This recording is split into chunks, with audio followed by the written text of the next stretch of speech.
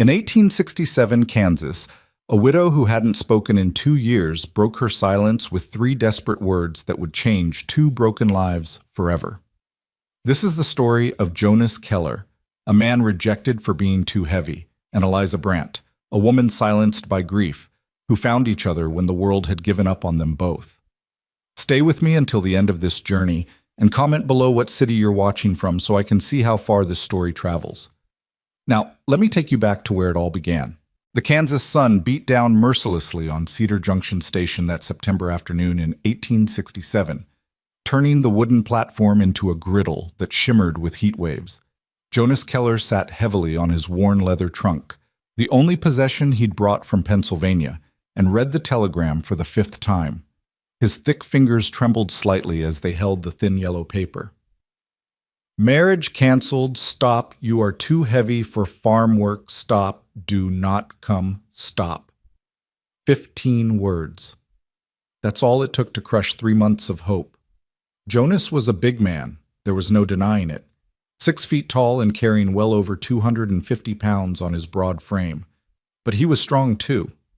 He'd worked the steel mills in Pittsburgh for 12 years, hauling iron beams that would have broken lesser men. His arms were thick as fence posts, his shoulders wide enough to carry a full grain sack on each side. Yet here he was, rejected before he'd even been given a chance to prove himself. The station platform was mostly empty now. The other passengers from the westbound train had long since been collected by family or friends, leaving Jonas alone with his humiliation. The station master, a thin man with wire-rimmed spectacles, kept glancing at him nervously from the ticket window, clearly wondering when this oversized stranger would move along. Jonas pulled a handkerchief from his pocket and mopped his forehead. The fabric was worn thin from years of use, but it had been his mother's before she died, and he couldn't bring himself to replace it. She'd have known what to say right now. She'd have put her small hand on his arm and told him that God had bigger plans, that this was just a detour, not a destination. But his mother was 6 years in the grave, and Jonas was alone. The mail order arrangement had seemed like divine providence when he'd first seen the advertisement in the Philadelphia Inquirer. Widow in Kansas seeking honest husband for companionship and farm partnership. Must be of good character and willing to work hard. Write to Mrs. Margaret Hutchinson, Cedar Junction, Kansas. He'd written immediately, pouring his heart into that letter. He'd been honest about his size, describing himself as a large-built man of considerable strength and gentle temperament. He told her about his steady work ethic, his skills with machinery and carpentry, his dreams of having land of his own. He'd even included a small daguerreotype, though he knew it wasn't flattering. Her response had been encouraging. She'd written back in neat, careful script that she valued honesty and hard work above all else. She'd described her small farm, 80 acres with a creek running through it, a sturdy house that needed some repairs, and fields that hadn't been properly worked since her husband died in the war. She'd said she was looking for a partner, not a hired hand, someone who would share in both the labor and the rewards. They'd exchanged 4 more letters over the following weeks. Jonas had saved every penny from his mill wages, sold what little furniture he owned, and bought his train ticket west. He'd dared to hope that maybe, finally, his life was beginning instead of just continuing. But Margaret Hutchinson had never seen him in person. And when he'd telegrammed from Chicago to confirm his arrival date, she must have had second thoughts. Maybe a friend had warned her. Maybe she'd shown his photograph around and folks had laughed. Maybe she'd just looked at that picture one more time and decided she couldn't do it. Whatever the reason, the result was the same. He was stranded in Kansas with $43 to his name and nowhere to go. "You planning to sit there all day, mister?" Jonas looked up to find the station master standing a few feet away, arms crossed over his narrow chest. "I'm sorry," Jonas said quietly. "I'll move along shortly." "Train back east don't come through till day after tomorrow," the station master said, not unkindly. "There's a boarding house 2 streets over. Mrs. Chen keeps clean rooms, reasonable rates." "Thank you." Jonas stood slowly, feeling every one of his 34 years in his knees and back. The train journey had been long and uncomfortable, the seats too narrow for his frame. "I appreciate the information." He hefted his trunk onto his shoulder. It weighed a good 80 pounds packed full, but he carried it easily, and started down the platform steps. The town of Cedar Junction spread out before him, a collection of wooden buildings lining a wide dirt main street.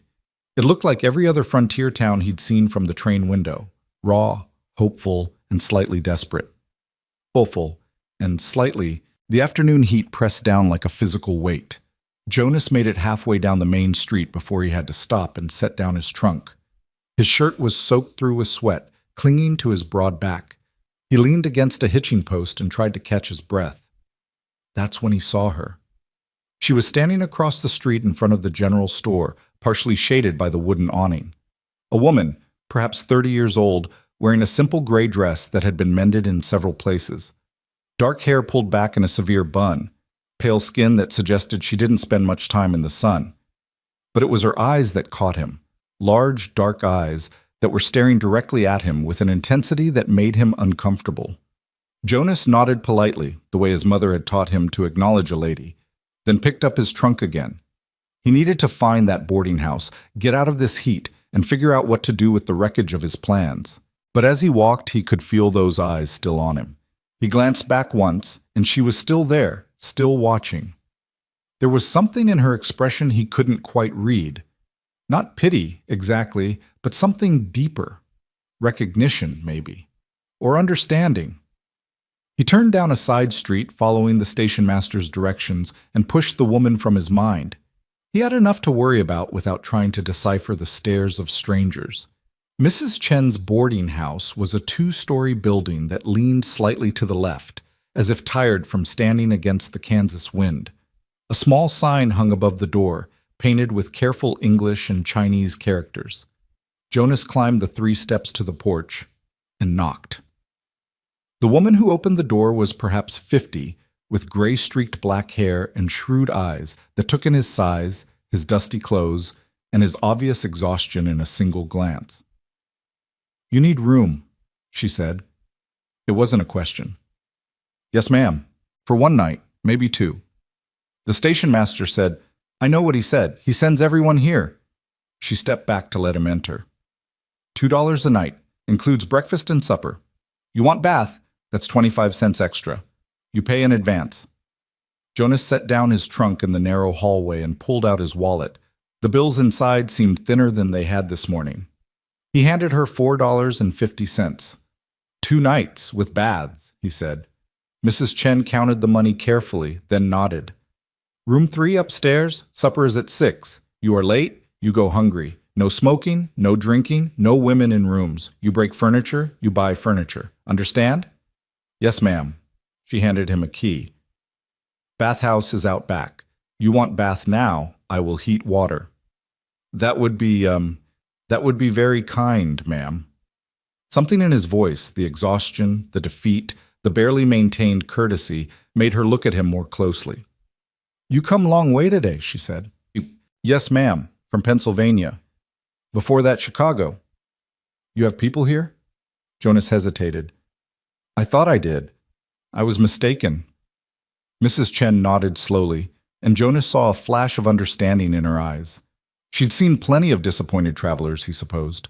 The West was full of people running toward dreams and away from failures. "Bathwater will be ready in 20 minutes, she said. "You rest." Room 3 was small but scrupulously clean. A narrow bed with a quilt that had seen better days.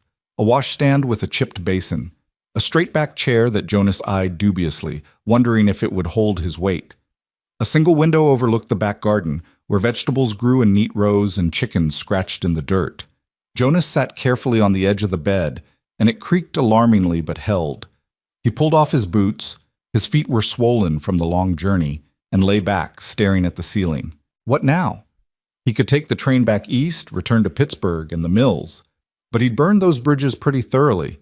He told his foreman he was leaving for good, claimed his final wages, and said goodbye to the few friends he had. Going back would be an admission of defeat so complete that he wasn't sure he could bear it.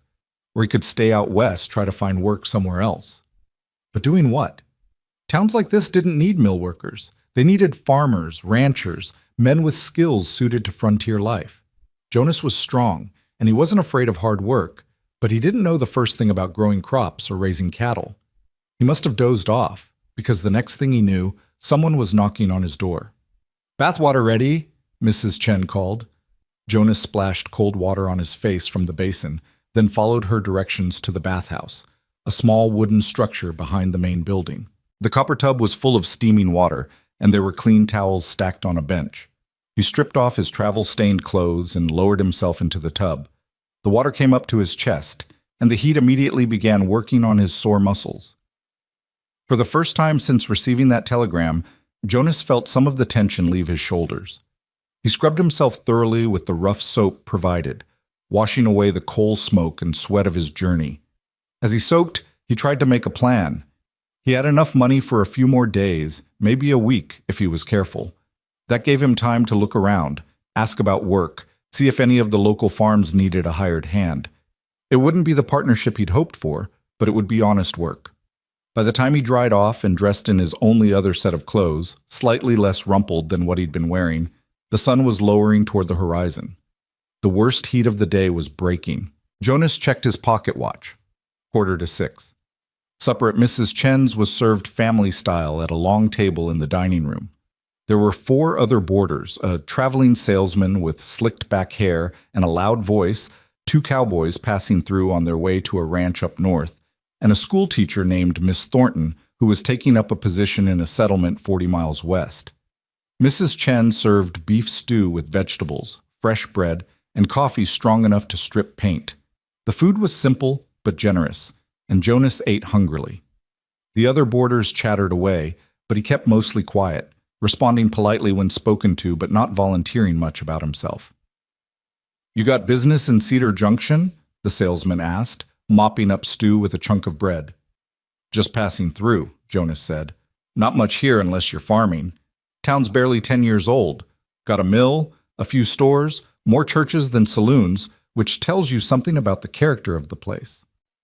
The salesman laughed at his own observation. One of the cowboys leaned forward. "You looking for work? The Triple Bar Ranch is hiring. We're heading there ourselves tomorrow." Jonas considered this. Ranch work might suit him. He was strong enough, certainly. "What's the pay?" "30 a month and found. Hard work, though. Long hours. $30 a month." It wasn't much, but it was something. "What kind of work?" "Everything. Mending fence, breaking horses, moving cattle. Boss is particular about his stock." "I don't know much about horses or cattle," Jonas admitted. The cowboy shrugged. "Ranch hand is ranch hand. You'll learn quick enough if you're willing." "I'm willing." "Then ride out with us tomorrow morning. It's about 6 miles north of town. Can't miss it. Biggest spread in the county." After supper, Jonas stepped out onto Mrs. Chen's front porch. The evening air was cooler now, though still warm. The main street was quieter, most of the shops closed for the night.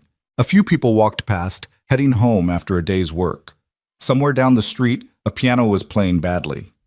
Jonas sat in one of the porch chairs. It groaned under his weight, but held, and tried to imagine himself as a ranch hand, rising before dawn to feed horses, riding fence lines under the hot sun, sleeping in a bunkhouse with a dozen other men. It wasn't what he'd hoped for, but it was honest work, and that counted for something. He was so lost in thought that he didn't notice the woman approaching until she was standing at the bottom of the porch steps. It was her. The woman from the general store. The one who'd been watching him earlier. Up close, Jonas could see that she was younger than he'd first thought, maybe late 20s.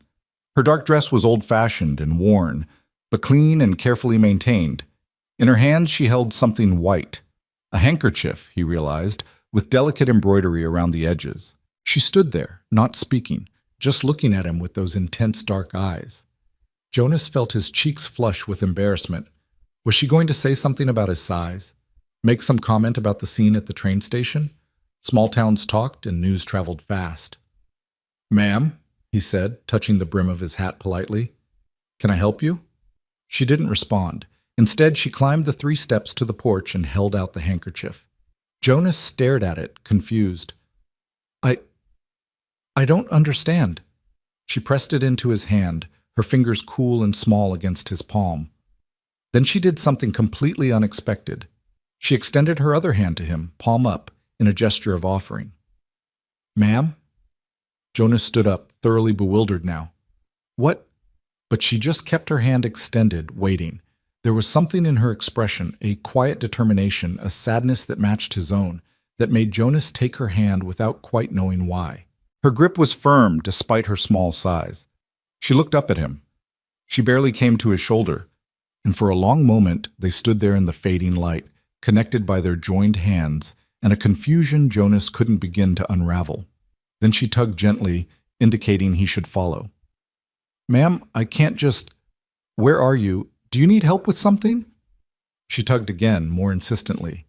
Jonas looked back at the boarding house door, wondering if he should call for Mrs. Chen, ask what this was about. But something in the woman's eyes stopped him. This wasn't madness. This was purpose, intent.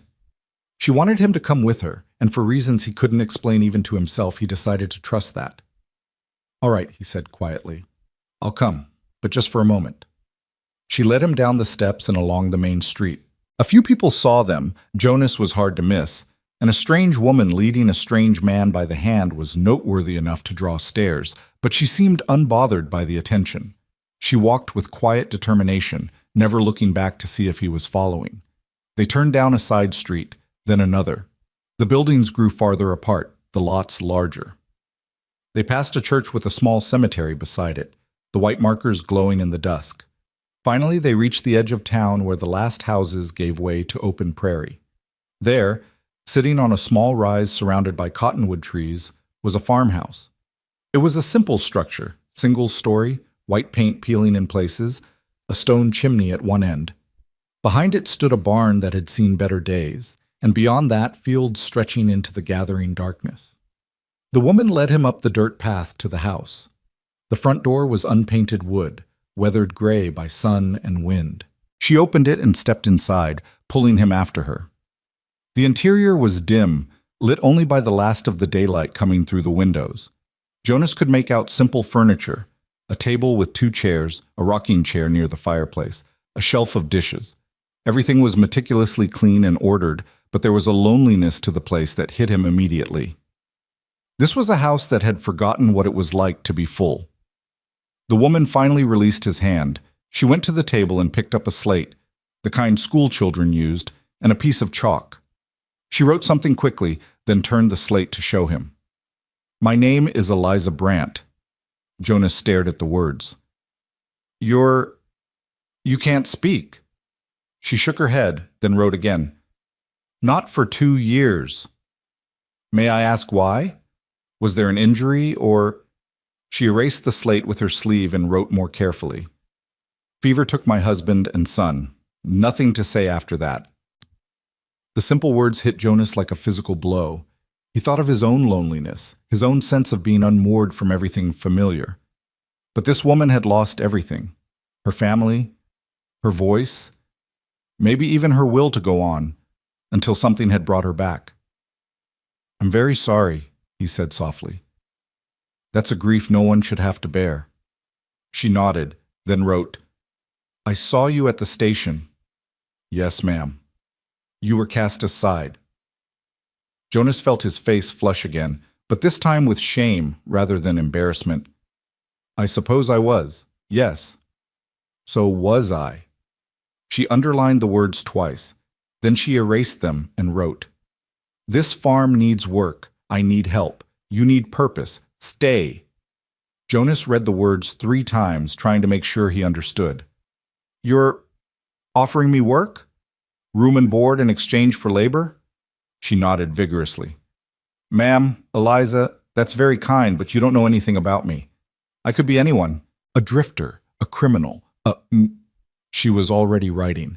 "You have kind eyes. You were gentle with your trunk even when tired. You thanked the station master. I trust my instincts." "But, please." She wrote the word and looked up at him, and Jonas saw something in her eyes that he recognized because he'd seen it in his own mirror. Desperation. The knowledge that this might be the last chance for something better. Jonas looked around the room again. The farmhouse needed work, certainly. He could see places where the walls needed chinking, where the floorboards were warped, where time and neglect had taken their toll. The barn would need even more attention. And the fields, those would require real knowledge he wasn't sure he possessed. But it was a place, a purpose. And it was being offered by someone who understood what it meant to be rejected, cast aside, deemed not good enough. "What about money?" he asked. "I don't have much and I'll need—" She wrote quickly, "Farm makes enough. We share everything. Partners." Partners. The same word Margaret Hutchinson had used in her letters. But this time, it was being offered by someone who'd seen him, really seen him, and decided he was enough. "I don't know anything about farming," Jonas admitted. "I worked in steel mills back in Pennsylvania. I'm strong and I'm not afraid of hard work, but crops and animals, that's not something I know." "I will teach." She wrote it firmly, then added, "My husband was a farmer. I learned from him." Jonas walked to the window and looked out at the darkening prairie. Somewhere out there was the ranch those cowboys had mentioned. $30 a month and a bunk in a crowded building. It was safe, predictable. Nothing ventured and nothing gained. But here was something different.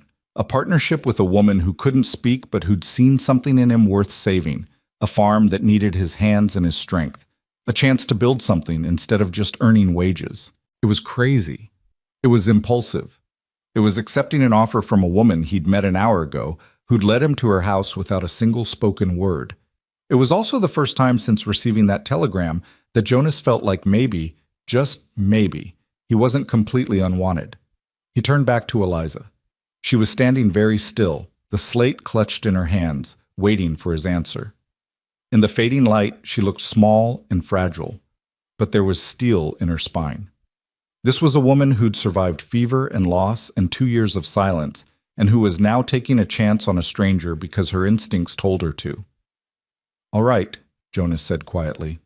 "I'll stay. I'll work your farm, and we'll share everything, and I'll learn what you have to teach me. But I want you to know, I'll respect this arrangement. I'll sleep in the barn, and I won't presume anything beyond the partnership you're offering. Your home is your home, and I won't intrude on that." Eliza's face broke into the first smile he'd seen from her. It transformed her features, taking years off her careworn appearance. She nodded vigorously, then wrote, "Barn has a room, was for hired man before the war. It's yours." She set down the slate and extended her hand again, this time for a handshake. Jonas took it carefully. His hand engulfed hers completely, and they shook on the arrangement. "I'll need to collect my trunk from Mrs. Chen's," he said, "and I should pay her back for the extra night since I won't be staying." Eliza held up one finger, wait, and went into what must have been a bedroom. She returned with a small purse and pulled out $2, which she handed to him. "I can pay my own debts," Jonas protested. She shook her head firmly and pressed the money into his hand, then wrote, "Partners share everything, including debts." Jonas found himself smiling for the first time that day. "You're a stubborn woman, Eliza Brandt." She smiled back and shrugged. The walk back to Mrs. Chen's took only 10 minutes. Jonas's mind was racing with questions and concerns, but underneath it all was a feeling he barely recognized: hope. Maybe this wouldn't work out. Maybe he was making another mistake, trusting too quickly, building up dreams that would only be shattered. But maybe, just maybe, this was exactly where he was supposed to be. Mrs. Chen raised her eyebrows when Jonas explained that he wouldn't be needing the second night after all. "You find work so quickly?" she asked. "Yes, ma'am, with a local farm." "Which farm?" "The Brandt place." Mrs. Chen's expression changed, softening with what looked like approval. "Eliza Brandt is good woman, quiet woman. She has hard times since fever. You will be good to her?" "I'll do my best, ma'am." "Then you do fine." She accepted the $2 and waved away his thanks. "You come back if you need anything. My door is open."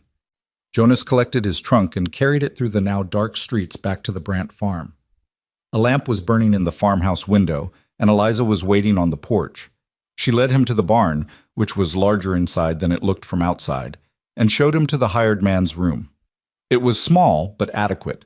A rope bed with a corn husk mattress, a table, a chair, and a small stove for heat. There were pegs on the wall for hanging clothes and a shelf for personal items. A lantern sat on the table, already lit. "This is fine," Jonas said. "Better than fine." "Thank you, Eliza." She handed him the slate. She'd written, "Breakfast at dawn. I will show you everything." Jonas nodded. "I'll be ready." She hesitated at the door, then wrote one more thing. I am glad you are here." Before he could respond, she was gone, walking quickly across the yard to the house. Jonas watched her go, then closed the door and sat on the bed. It groaned, but held. He unpacked his trunk methodically, hanging his few shirts and pants on the pegs, placing his mother's Bible and his father's pocket watch on the shelf. It didn't take long. He didn't own much. When he was done, the room still looked sparse and temporary. But it was his room, his space, his place. Jonas lay back on the bed fully clothed and stared at the ceiling. Somewhere in the house across the yard, Eliza was probably doing the same thing, wondering if she'd made a terrible mistake inviting a strange man to live on her property. Outside, the Kansas night was alive with sounds he wasn't used to: crickets chirping, an owl hooting, the whisper of wind through prairie grass. So different from the grinding machinery and shouted voices of the steel mills. So different from anything he'd known. Jonas closed his eyes and thought about tomorrow. Eliza would teach him about the farm, show him what needed doing. He would learn. He would work. He would prove that her instincts about him were right. And maybe, just maybe, two broken people would find a way to be whole again. He didn't remember falling asleep, but when he opened his eyes again, gray light was seeping through the single window and someone was knocking on his door. Jonas sat up quickly, momentarily disoriented, then remembered where he was. "Just a moment," he called. He splashed water on his face from the pitcher Eliza had left, ran his fingers through his hair, and opened the door. Eliza stood there with the slate. "Sunrise. Work begins. Come eat first." The farmhouse kitchen was warm and smelled like coffee and frying bacon. Eliza had set 2 places at the table, simple plates and cups, cloth napkins folded neatly. She pointed to one chair and he sat, feeling oddly like he was intruding despite her invitation. She served him bacon, eggs, and toasted bread with butter, then poured coffee that was almost as strong as Mrs. Chen's. She took the other seat and bowed her head briefly before picking up her fork. Jonas quickly did the same, murmuring a brief grace. They ate in silence. What else could they do? But it wasn't uncomfortable. Eliza glanced at him occasionally, checking to see if he needed anything, refilling his coffee cup when it was empty. Jonas ate slowly, trying not to seem too hungry even though he was ravenous. When they finished, Eliza cleared the plates and wrote on her slate, "First, I show you everything, then we make plan." She led him outside into the cool morning air. The sun was just clearing the horizon, painting the prairie gold and pink. The farm looked different in daylight, bigger, with more potential, but also more need. Eliza walked him through it all methodically, her slate always in hand. The barn needed new boards in several places. The chicken coop was functional but should be expanded. The well pump worked but was getting bulky. The fence around the vegetable garden had posts that were rotting. The fields, 40 acres, were planted with wheat, she wrote, but another 40 were lying fallow for lack of time and help to work them. Jonas took mental notes, calculating what he knew how to do versus what he'd need to learn. The carpentry work on the barn and coop that he could handle. He'd built scaffolding in the mills, worked with wood and nails and basic construction. The pump he'd have to figure out, but machines were machines. The fence posts would need to be replaced before winter, but the fields, those were going to be the real challenge. "When does the wheat get harvested?" he asked. Eliza wrote, "October, 3 weeks." "And you've been doing this yourself? The planting, the tending, everything?" She nodded. Jonas looked at the fields stretching away from the barn, 40 acres of wheat rustling in the morning breeze. He couldn't imagine how she'd managed it alone. The physical labor alone would have been exhausting, never mind the knowledge required. "You're stronger than you look," he said. She smiled and wrote, "Had to be. No choice." They spent the morning walking every inch of the property. Eliza showed him where things were kept: tools in the barn, seed in the storage room, animal feed in the bins. She had 2 milk cows, a dozen chickens, and an old horse named Jasper who looked at Jonas with deep suspicion. "Don't worry," Jonas told the horse. "I don't know what I'm doing either." By midday, Jonas had a better sense of what he'd gotten himself into. The work was enormous, more than one man and one woman could reasonably accomplish, even working full days. But it wasn't impossible. With organization, priority, and hard work, they could manage it. They ate lunch on the porch, bread, cheese, and water, and Jonas pulled out a piece of paper from his pocket. "May I?" He gestured to her slate. She handed it over and he began writing a list, talking as he went. First priority is getting ready for wheat harvest. That's coming up fast. Second is repairing the barn before winter. We can't have animals cold and exposed. Third is the well pump, because we need water more than anything. Fourth is expanding the chicken coop, because more chickens mean more eggs to sell. Fifth is the fence posts, before the first hard freeze makes the ground impossible to dig. He handed the slate back. Does that seem right to you? Eliza studied his list, then nodded. She added, You learn fast. I worked in steel mills, Jonas said. You learn to prioritize or people get hurt. This isn't so different, just dirt instead of iron. She smiled at that, then wrote, Tonight I teach you about wheat. That evening, after the animal chores were done and supper eaten, Eliza was a plain but competent cook.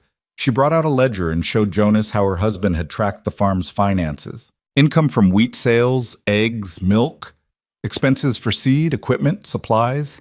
It was barely profitable, Jonas could see, but it was sustainable if managed carefully. She also pulled out papers that explained the wheat harvest process, when to cut, how to thresh, where to sell. Jonas read everything twice, knowing he'd need to understand it quickly. You're trusting me with a lot, he said quietly. All this information, your finances, everything. What if I'm not what you think I am? Eliza took the slate and wrote slowly, underlining certain words. Everyone deserves second chance. I am giving you one. You are giving me one. We both start again. Jonas felt something catch in his throat.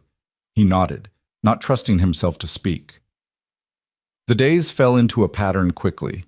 Up at dawn, tend the animals, breakfast together in silence, then work until the sun drove them inside during the hottest part of the afternoon. They'd rest briefly, then return to work in the cooler evening hours. Supper together, evening chores, then Jonas would retire to his room in the barn while Eliza returned to the house. Jonas learned the rhythm of farm work, the patience required, the attention to detail, the way you had to work with the weather and the seasons rather than against them. His mill work had made him strong, but this was different. This required a kind of endurance he hadn't needed before. Eliza taught him everything, using her slate to explain what words couldn't show, demonstrating with her hands when necessary. How to milk a cow without getting kicked, how to check wheat stalks for ripeness, how to know when the chickens were about to start laying. She was patient with his mistakes, and there were many, but firm about doing things the right way. In the evenings, they'd sit on the porch in the cooling air, and Jonas would read aloud from the Bible or from an old newspaper Eliza had saved. She'd listen intently, sometimes smiling at passages she recognized. It was companionable, this silence between them. Jonas had been lonely for so long that he'd forgotten what it felt like to simply exist alongside another person without the pressure of constant conversation. One evening, about a week after he'd arrived, Jonas was repairing a fence post when a rider came up the road. He was a well-dressed man on a good horse, not a working ranch horse, but something finer. Jonas straightened up as the man dismounted. "Help you?" Jonas asked. The man looked him up and down with obvious distaste. "I'm looking for Mrs. Brandt. Who are you?" "Jonas Keller. I work here." "Since when does Eliza have money for hired help?" The man tied his horse to the fence rail. "That's between Mrs. Brandt and myself. May I ask your business with her?" The man's face flushed. "My business is my own. Go fetch her." Something about the man's tone made Jonas's jaw tighten, but he kept his voice level. "I'll see if she's receiving visitors. What name should I give?" "Silas Brandt? I'm family." Jonas found Eliza in the garden, pulling weeds. As soon as he wrote Silas Brandt on her slate, her face went pale and her hands started shaking. "You don't have to see him," Jonas said quickly. "I can send him away." But she shook her head and stood, brushing dirt from her dress. She walked to the front of the house with Jonas following. Her whole posture had changed, shoulders hunched, head down, like she was bracing for a blow. Silas was waiting on the porch, looking around with an air of ownership that made Jonas's hackles rise. When Eliza appeared, he smiled, but it didn't reach his eyes. "Eliza, it's been too long." He started to reach for her, but she stepped back. His smile faded. "Still not speaking, I see. That's a shame." Eliza lifted her slate. "What do you want?" "Is that any way to greet family? I came to check on you. Make sure you're managing out here all alone. His eyes flicked to Jonas. Though I see you found company. Jonas felt his fists clench, but Eliza put a hand on his arm. A warning. I wanted to talk to you about something important, Silas continued. About money your husband owed me. A debt that needs settling. Eliza's eyes went wide. She wrote furiously, What debt? Daniel never mentioned $500. He borrowed it to buy seed and equipment 3 years back. Said he'd pay me back after harvest, but then the fever came. Silas pulled a paper from his coat pocket. I have the promissory note right here. Eliza reached for the paper, but Silas held it back. Not so fast. This is a legal document. It needs to be handled properly. He looked at Jonas. This doesn't concern you, friend. Why don't you get back to work? If it concerns Mrs. Brandt, it concerns me, Jonas said quietly. We're partners. Silas's eyebrows went up. Partners? My. You work fast, Eliza. Daniel's barely been dead 2 years and you're already taking up with… Watch your mouth, Jonas said, his voice dropping to a tone that had once made steel workers think twice about causing trouble. Say what you came to say, and then leave. For a moment, the two men stared at each other. Silas was taller than average, but slender, built for commerce rather than labor. Jonas had 7 inches and 100 pounds on him, and they both knew how that fight would end.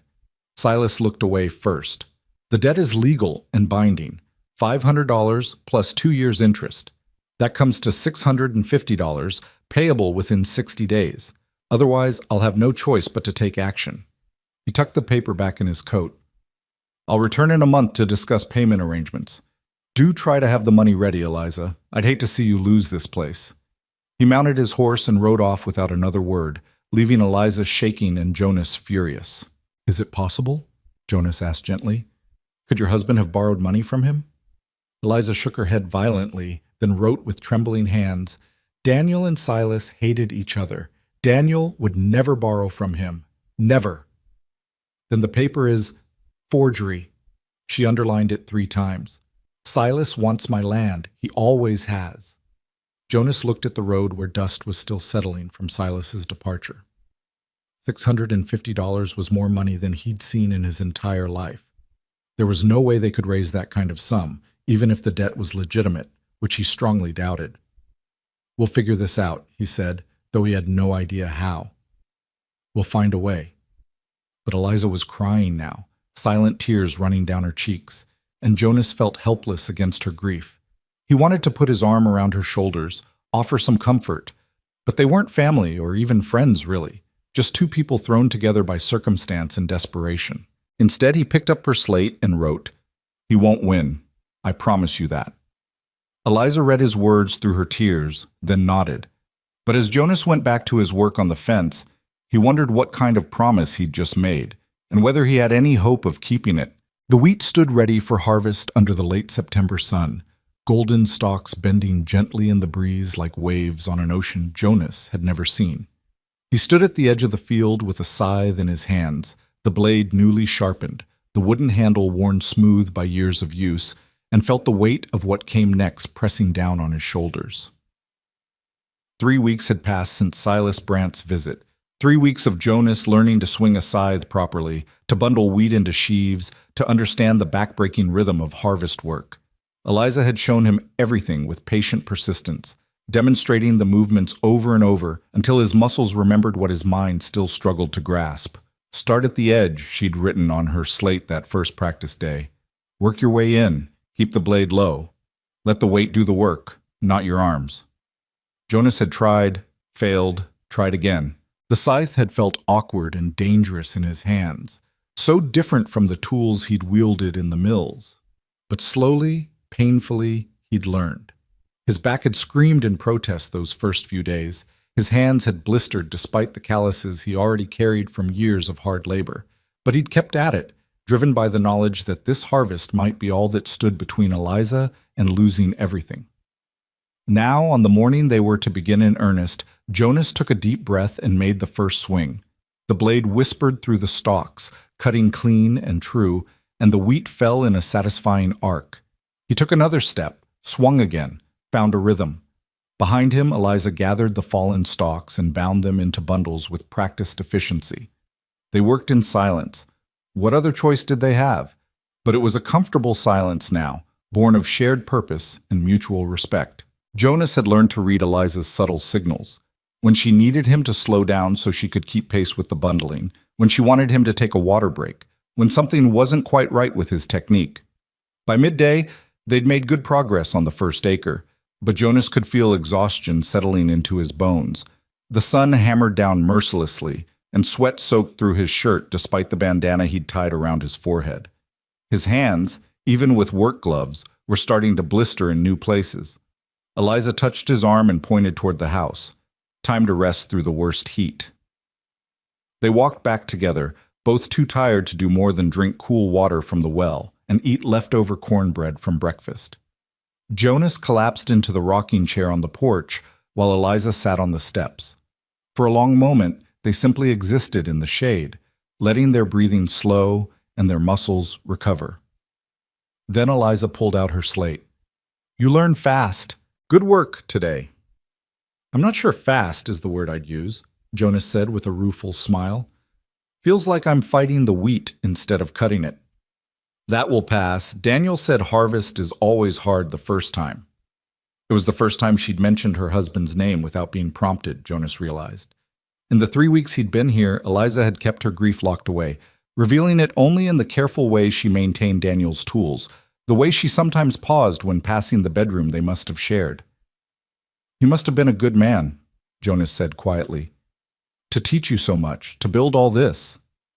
Eliza nodded slowly, then wrote, "He was kind, patient. He wanted children to fill this house with noise." "Your son, how old was he?" 3. She paused, then added, "Thomas. His name was Thomas." Jonas felt his throat tighten. 3 years old, barely more than a baby. "I'm sorry, Eliza. That's a grief that shouldn't exist in this world." She wiped her slate clean but didn't write anything else. Instead, she stood and went into the house, leaving Jonas alone with his thoughts and the distant sound of chickens clucking in their coop. When she returned 10 minutes later, she was carrying something wrapped in cloth. She sat beside Jonas's chair and carefully unfolded the fabric to reveal a small wooden horse, beautifully carved with a flowing mane and lifted front hooves. The craftsmanship was exquisite. "Daniel made this," she wrote, "for Thomas. The boy carried it everywhere." Jonas took the toy carefully, turning it in his large hands. He could see the love in every detail, every carefully smoothed edge designed not to hurt small fingers. He was talented. He was going to teach Thomas to carve. They never had time. She wrapped the horse back up and held it against her chest for a moment before returning it to the house. When she came back out, her eyes were dry, but Jonas could see the effort that composure cost her. They returned to the field in the cooler afternoon air and worked until the sun touched the horizon. By the time they quit for the day, another acre was cut and bundled. At this pace, Jonas calculated, they'd have the entire 40 acres harvested in about 3 weeks, assuming good weather and no disasters. But as they walked back to the barn to tend the animals, Jonas's mind kept returning to Silas Brandt and that supposed debt. $650. It might as well have been $6,000. Even if this harvest was the best Eliza had ever had, it wouldn't come close to covering that amount. After supper, boiled potatoes and salt pork, simple but filling, Jonas sat at the kitchen table while Eliza washed dishes. He pulled out the ledger she'd shown him weeks ago and studied the numbers again, hoping to find something he'd missed. The farm made perhaps $300 in a good year from wheat sales, maybe another $50 from eggs and milk. Against that were expenses for seed, equipment repairs, property taxes, and basic supplies. Eliza had been living on almost nothing, making her clothes last, eating simply, doing without anything that wasn't absolutely necessary. "Eliza," Jonas said carefully, "have you thought about what you'll do if Silas comes back with that promissory note?" She put down the dish she was drying and picked up her slate. "Fight it." "How? Do you have a lawyer?" "No money for lawyers." "Then we need to find another way." Jonas tapped the ledger with his finger. "If the note is a forgery, There might be a way to prove it. Did your husband keep records, letters, anything that might show his financial dealings? Eliza thought for a moment, then nodded. She disappeared into the bedroom and returned with a wooden box. Inside were papers, receipts, correspondence, the deed to the property. She spread them on the table, and together they went through everything carefully. Daniel Brandt had been methodical about record keeping. There were receipts for seed purchases going back 5 years, letters from buyers in Kansas City discussing wheat quality and prices, even notes about crop rotation and soil management. But there was nothing about any loan from Silas, nothing that even suggested the two men had any financial relationship. What they did find, tucked into an envelope at the bottom of the box, was something else entirely. A letter, dated 4 years earlier in Silas's handwriting. Jonas read it aloud. Dearest Eliza, I hope this letter finds you well.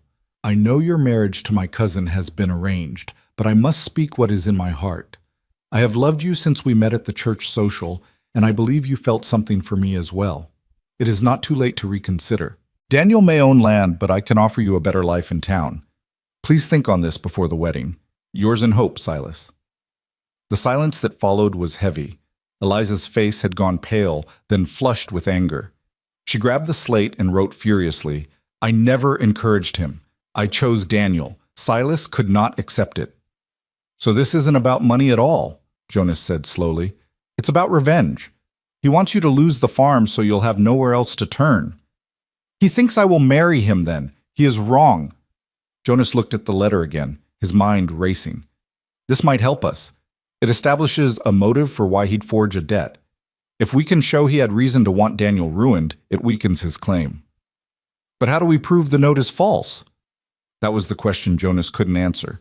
He wasn't a lawyer or a lawman. He was just a mill worker turned farmhand who was in over his head and desperate to help the one person who'd shown him kindness when the world had turned its back. The harvest continued through the following week. Jonas's body adapted to the work, his muscles growing accustomed to the repetitive motion of the scythe. The blisters on his hands hardened into new calluses. He learned to pace himself, to work steadily rather than in exhausting bursts, to read the wheat and know where to cut for maximum efficiency. Eliza worked beside him every day, gathering and bundling with tireless determination. Sometimes Jonas would look up from his cutting to see her working 20 feet behind him, her movements quick and practiced, her face set with concentration. She was stronger than she looked, he'd come to realize.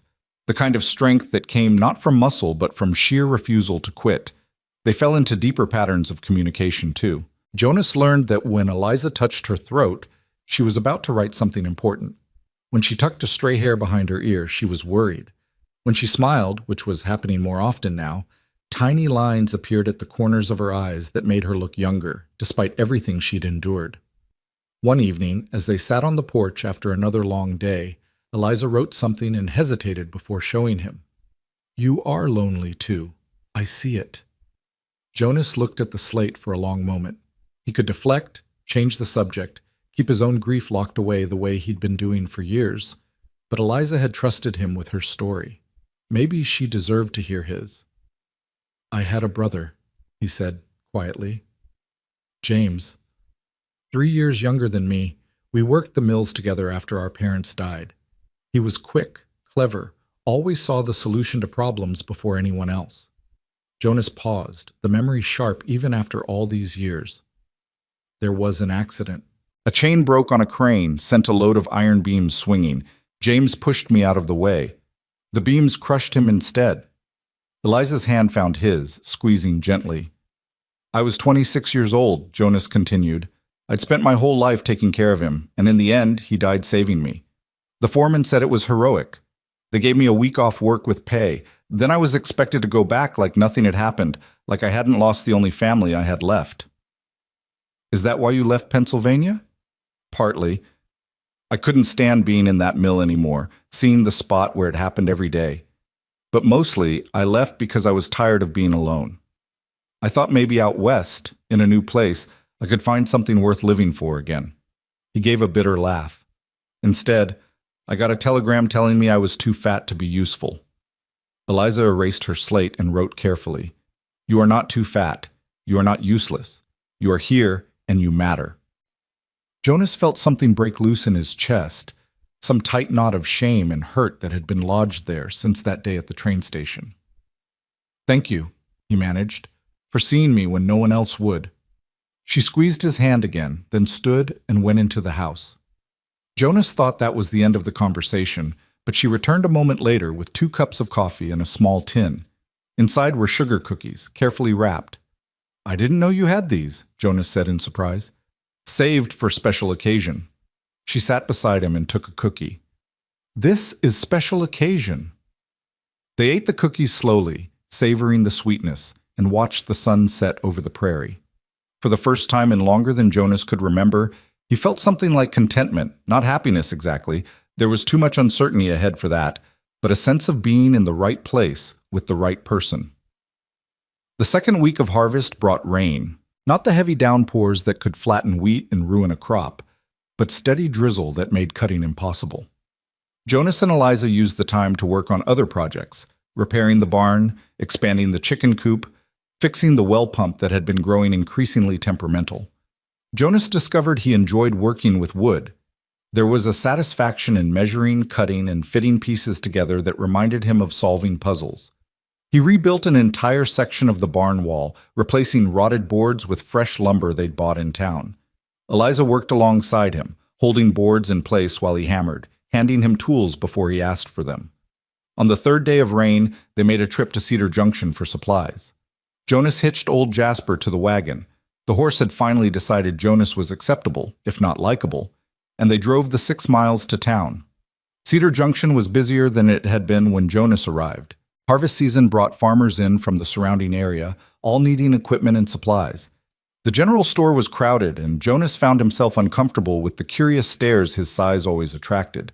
But Eliza walked beside him with quiet confidence, her slate tucked under her arm, and somehow that made the stares easier to bear. They weren't staring at Jonas Keller, failed mail-order groom. They were staring at Jonas and Eliza, partners, people with purpose and place. They bought nails, a new axe handle to replace one that had cracked, lamp oil, coffee, flour, and a few other necessities. The storekeeper, a jovial man named Hutchins, greeted Eliza warmly. "Good to see you, Mrs. Brandt. And with help, I see. Your harvest going well?" Eliza wrote on her slate, "Very well. This is Jonas Keller. He is my partner." Hutchins shook Jonas's hand with surprising firmness for such a small man. "Partner, eh? Well, that's fine news. This farm's been too much for one person since Daniel passed. You staying on permanent, Mr. Keller?" "That's the plan," Jonas said. "Good, good. Eliza here is one of our finest people. You treat her right. You hear?" "I intend to, sir." As Hutchins tallied their purchases, Jonas noticed a man watching them from across the store. He was middle-aged, wearing a badge on his vest, the local sheriff, Jonas guessed. The man approached as they were loading their supplies. "Mrs. Brandt," he said, touching his hat brim. "I'm Sheriff Coleman. We haven't officially met, though I've seen you in town." Eliza nodded politely and wrote, "Hello, Sheriff." Coleman's eyes moved to Jonas, assessing. "And you're the new help I've been hearing about. Jonas Keller. I'm Mrs. Brandt's partner in the farm." "Uh-huh." Coleman's tone was neutral, but his eyes were sharp. "You know a man named Silas Brandt?" Jonas felt Eliza stiffen beside him. "I've met him once. Why do you ask?" "He came to see me yesterday. Said he might need to file a claim against Mrs. Brandt here for an unpaid debt. Said there might be trouble if she doesn't pay up." Coleman looked at Eliza. "That true, ma'am? Your husband owe money?" Eliza's hand shook as she wrote, "No debt. Silas is lying." "That's a serious accusation," Coleman said mildly. "You got proof?" "Do you have proof there is a debt?" Eliza wrote back, underlining the words. "Silas says he's got a promissory note, signed and legal. Says he'll bring it to me when it comes time to collect." Coleman shifted his weight. "Look, I don't know what's true here, but if there is a legitimate debt and you can't pay, that's a civil matter.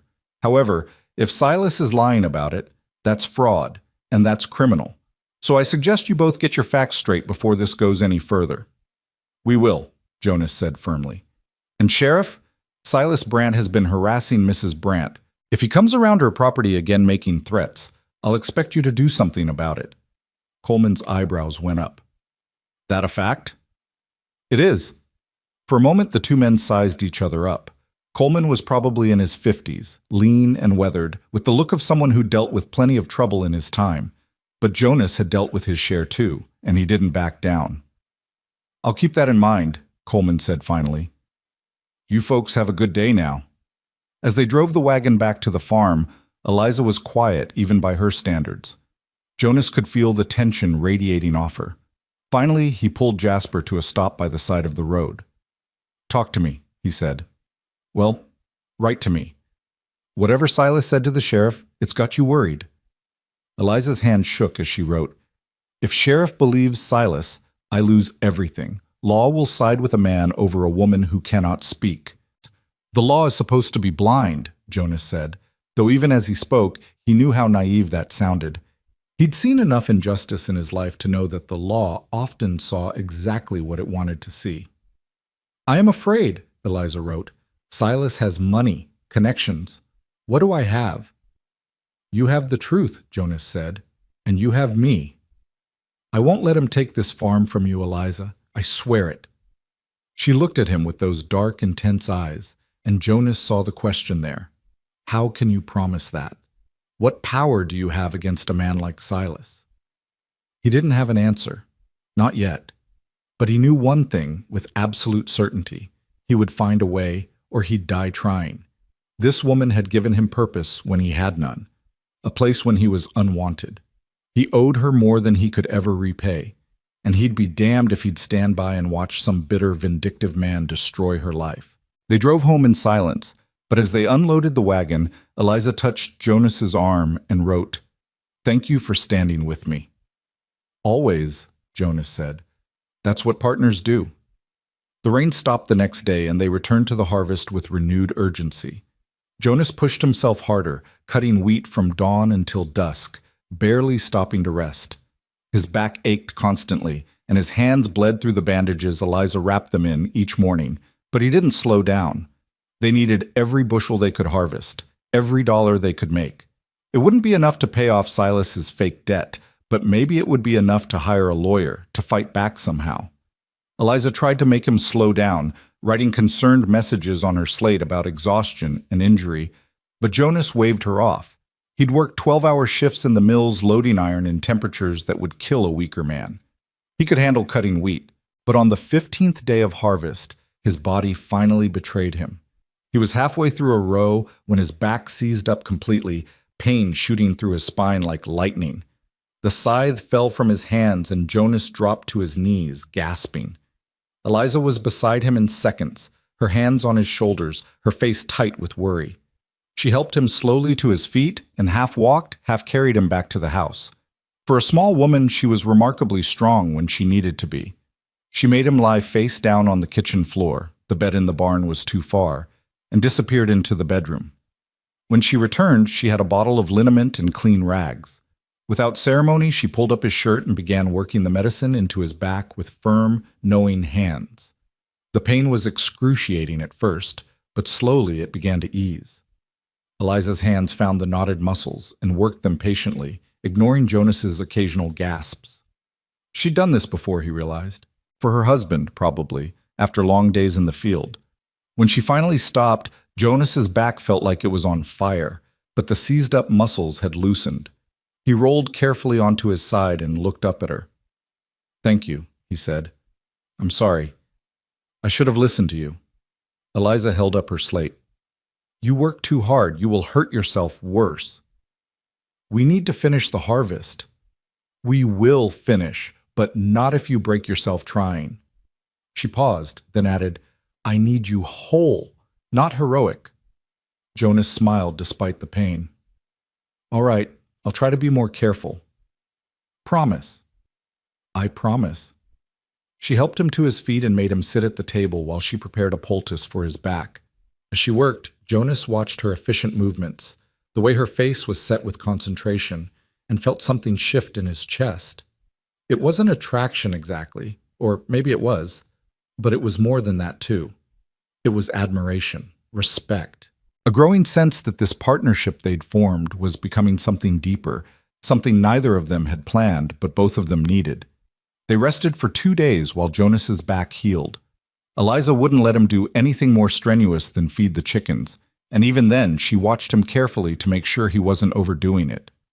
Jonas chafed at the inactivity, but secretly appreciated the forced rest. His body needed it more than he'd wanted to admit. On the second day, as they sat on the porch in the afternoon shade, a dust cloud appeared on the road. Jonas tensed, thinking it might be Silas returning, but as the rider got closer, he saw it was the sheriff. Coleman dismounted slowly, like a man with bad news he didn't want to deliver. "Mrs. Brandt, Mr. Keller." "Sheriff," Jonas said, standing carefully. His back twinged but held. "What brings you out here?" "Official business, I'm afraid." Coleman pulled a paper from his coat. Silas Brandt filed a formal complaint with the county clerk. He's claiming Mrs. Brandt owes him $650 on a promissory note allegedly signed by her late husband. He's demanding payment within 30 days, or he'll petition the court to seize the property in lieu of payment. Eliza grabbed her slate, writing so fast the chalk squeaked. "The note is a forgery." "You got proof of that?" Coleman asked. "Do you have proof it is real?" Silas showed me the note. It's got Daniel Brandt's signature, or what looks like it, dated 3 years ago, witnessed by someone named Jeremiah Hoskins. Coleman looked uncomfortable. "I'm not saying I believe him, ma'am, but the law requires me to deliver this notice. You've got 30 days to either pay the debt or prove it's fraudulent. If you can't do either, a judge will decide." "Who is this Jeremiah Hoskins?" Jonas asked. "Does he live around here?" "Never heard of him," Coleman admitted, which is suspicious in itself. In a county this small, I know most everybody. But a signature on paper is a signature on paper, legally speaking. Jonas felt rage building in his chest. This is a setup. Silas forged that note to steal this farm. You know it, we know it, probably half the county knows it, but he's got money and connections, so the law's going to side with him. "That's not how it works," Coleman said, but his tone suggested he knew Jonas was at least partly right. "Look, I'll do what I can. I'll ask around about this Hoskins fellow, see if anyone knows him. But you two need to get yourselves a lawyer and fight this proper. Don't try to handle it on your own." "We can't afford a lawyer," Jonas said bitterly. "Then you better find a way, because without one you're going to lose." Coleman tipped his hat to Eliza. "I'm sorry, ma'am, I truly am. But I've got to follow the law, even when it stinks."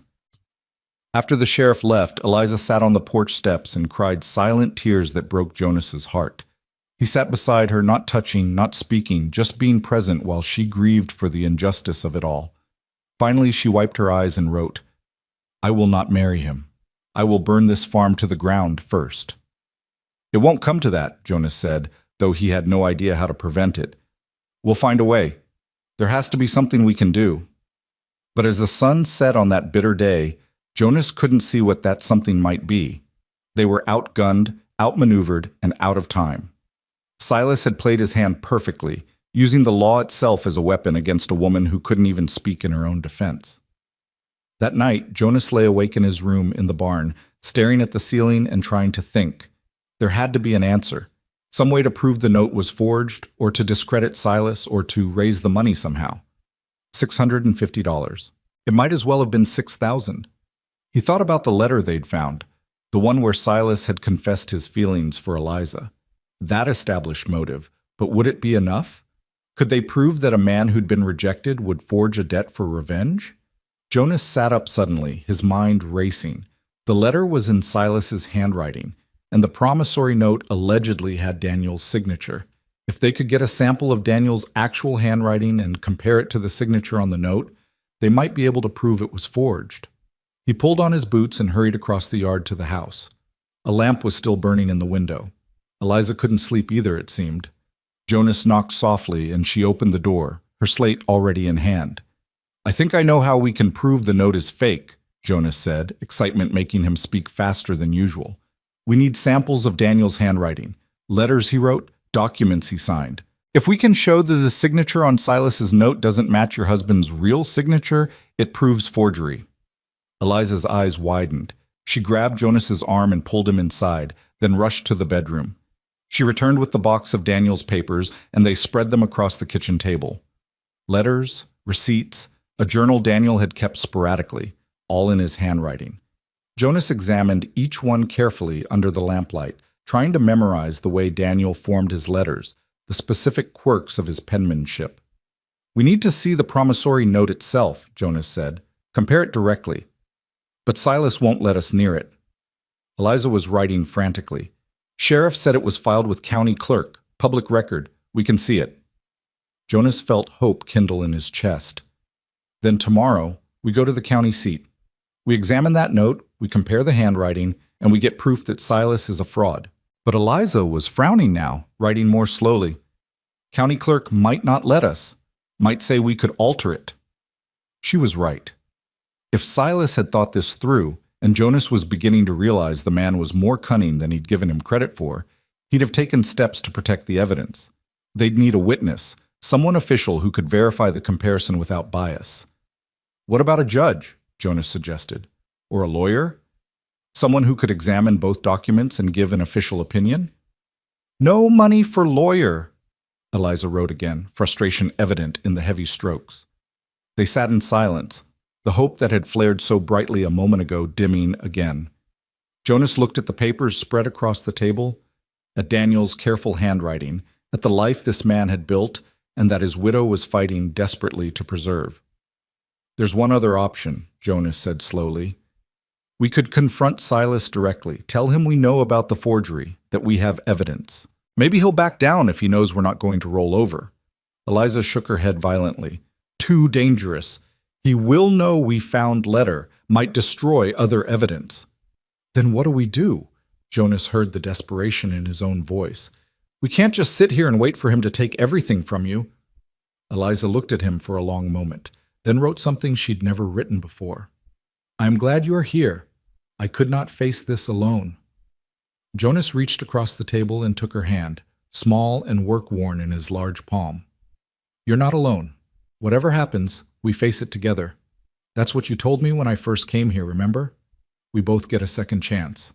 She nodded, squeezing his hand back, and for a moment they just sat there in the lamplight, two damaged people holding on to each other against the darkness pressing in from all sides. Finally, Eliza stood and wrote, "We finish harvest first, then we fight, one battle at a time." It was practical advice, and Jonas knew she was right. The wheat wouldn't wait for their legal troubles to be resolved. They needed every dollar that harvest would bring, needed to see it through before winter made farming impossible. "One battle at a time," Jonas agreed. "Starting tomorrow, we cut wheat like our lives depend on it, because maybe they do." They returned to the harvest at dawn with a renewed sense of urgency, and over the next week Jonas pushed through the lingering pain in his back with grim determination. The scythe became an extension of his arms, the rhythm of cutting as natural as breathing. Eliza worked beside him without complaint, her small frame bending and rising in endless repetition as she gathered and bound the fallen wheat. The weather held, thank God. Clear skies and cool mornings, the kind of autumn days that made Kansas almost bearable. They worked longer hours now, starting before sunrise and continuing until the last light faded from the western horizon. Jonas's hands bled through his gloves, but he wrapped them in fresh bandages each morning and kept going. On the 8th day after Sheriff Coleman's visit, they finished the last row of the 40 acres. Jonas made the final swing of his scythe and stood there breathing hard, sweat dripping from his face despite the cool air. Behind him, Eliza tied off the last bundle and straightened slowly, one hand pressed to the small of her back. They looked at each other across the stubbled field, and something passed between them that didn't need words or slate. They'd done it. Against exhaustion and pain and the weight of Silas's threat hanging over everything, they'd brought in the harvest. Jonas walked back to where Eliza stood and extended his hand. She took it, and they shook, formal and solemn, sealing what they'd accomplished together. Then Eliza did something unexpected. She stepped forward and hugged him, her arms barely reaching around his broad chest, her head pressed against his shoulder. Jonas stood frozen for a moment, uncertain, then carefully put his arms around her. She was so small, so fragile seeming, yet she'd worked as hard as any man he'd known in the mills. He could feel her trembling, whether from exhaustion or emotion he couldn't tell. When she stepped back, there were tears on her cheeks, but she was smiling. She pulled out her slate and wrote, "We did it. Thank you." We did it together, Jonas said. I couldn't have managed without you teaching me everything. She shook her head and underlined the words, You saved this harvest. You saved me. Over the next 3 days, they loaded the bundled wheat onto the wagon in careful loads and hauled it to the mill in Cedar Junction. The miller, a German immigrant named Klaus Zimmermann, examined the grain carefully, running it through his fingers and biting into kernels to test the quality.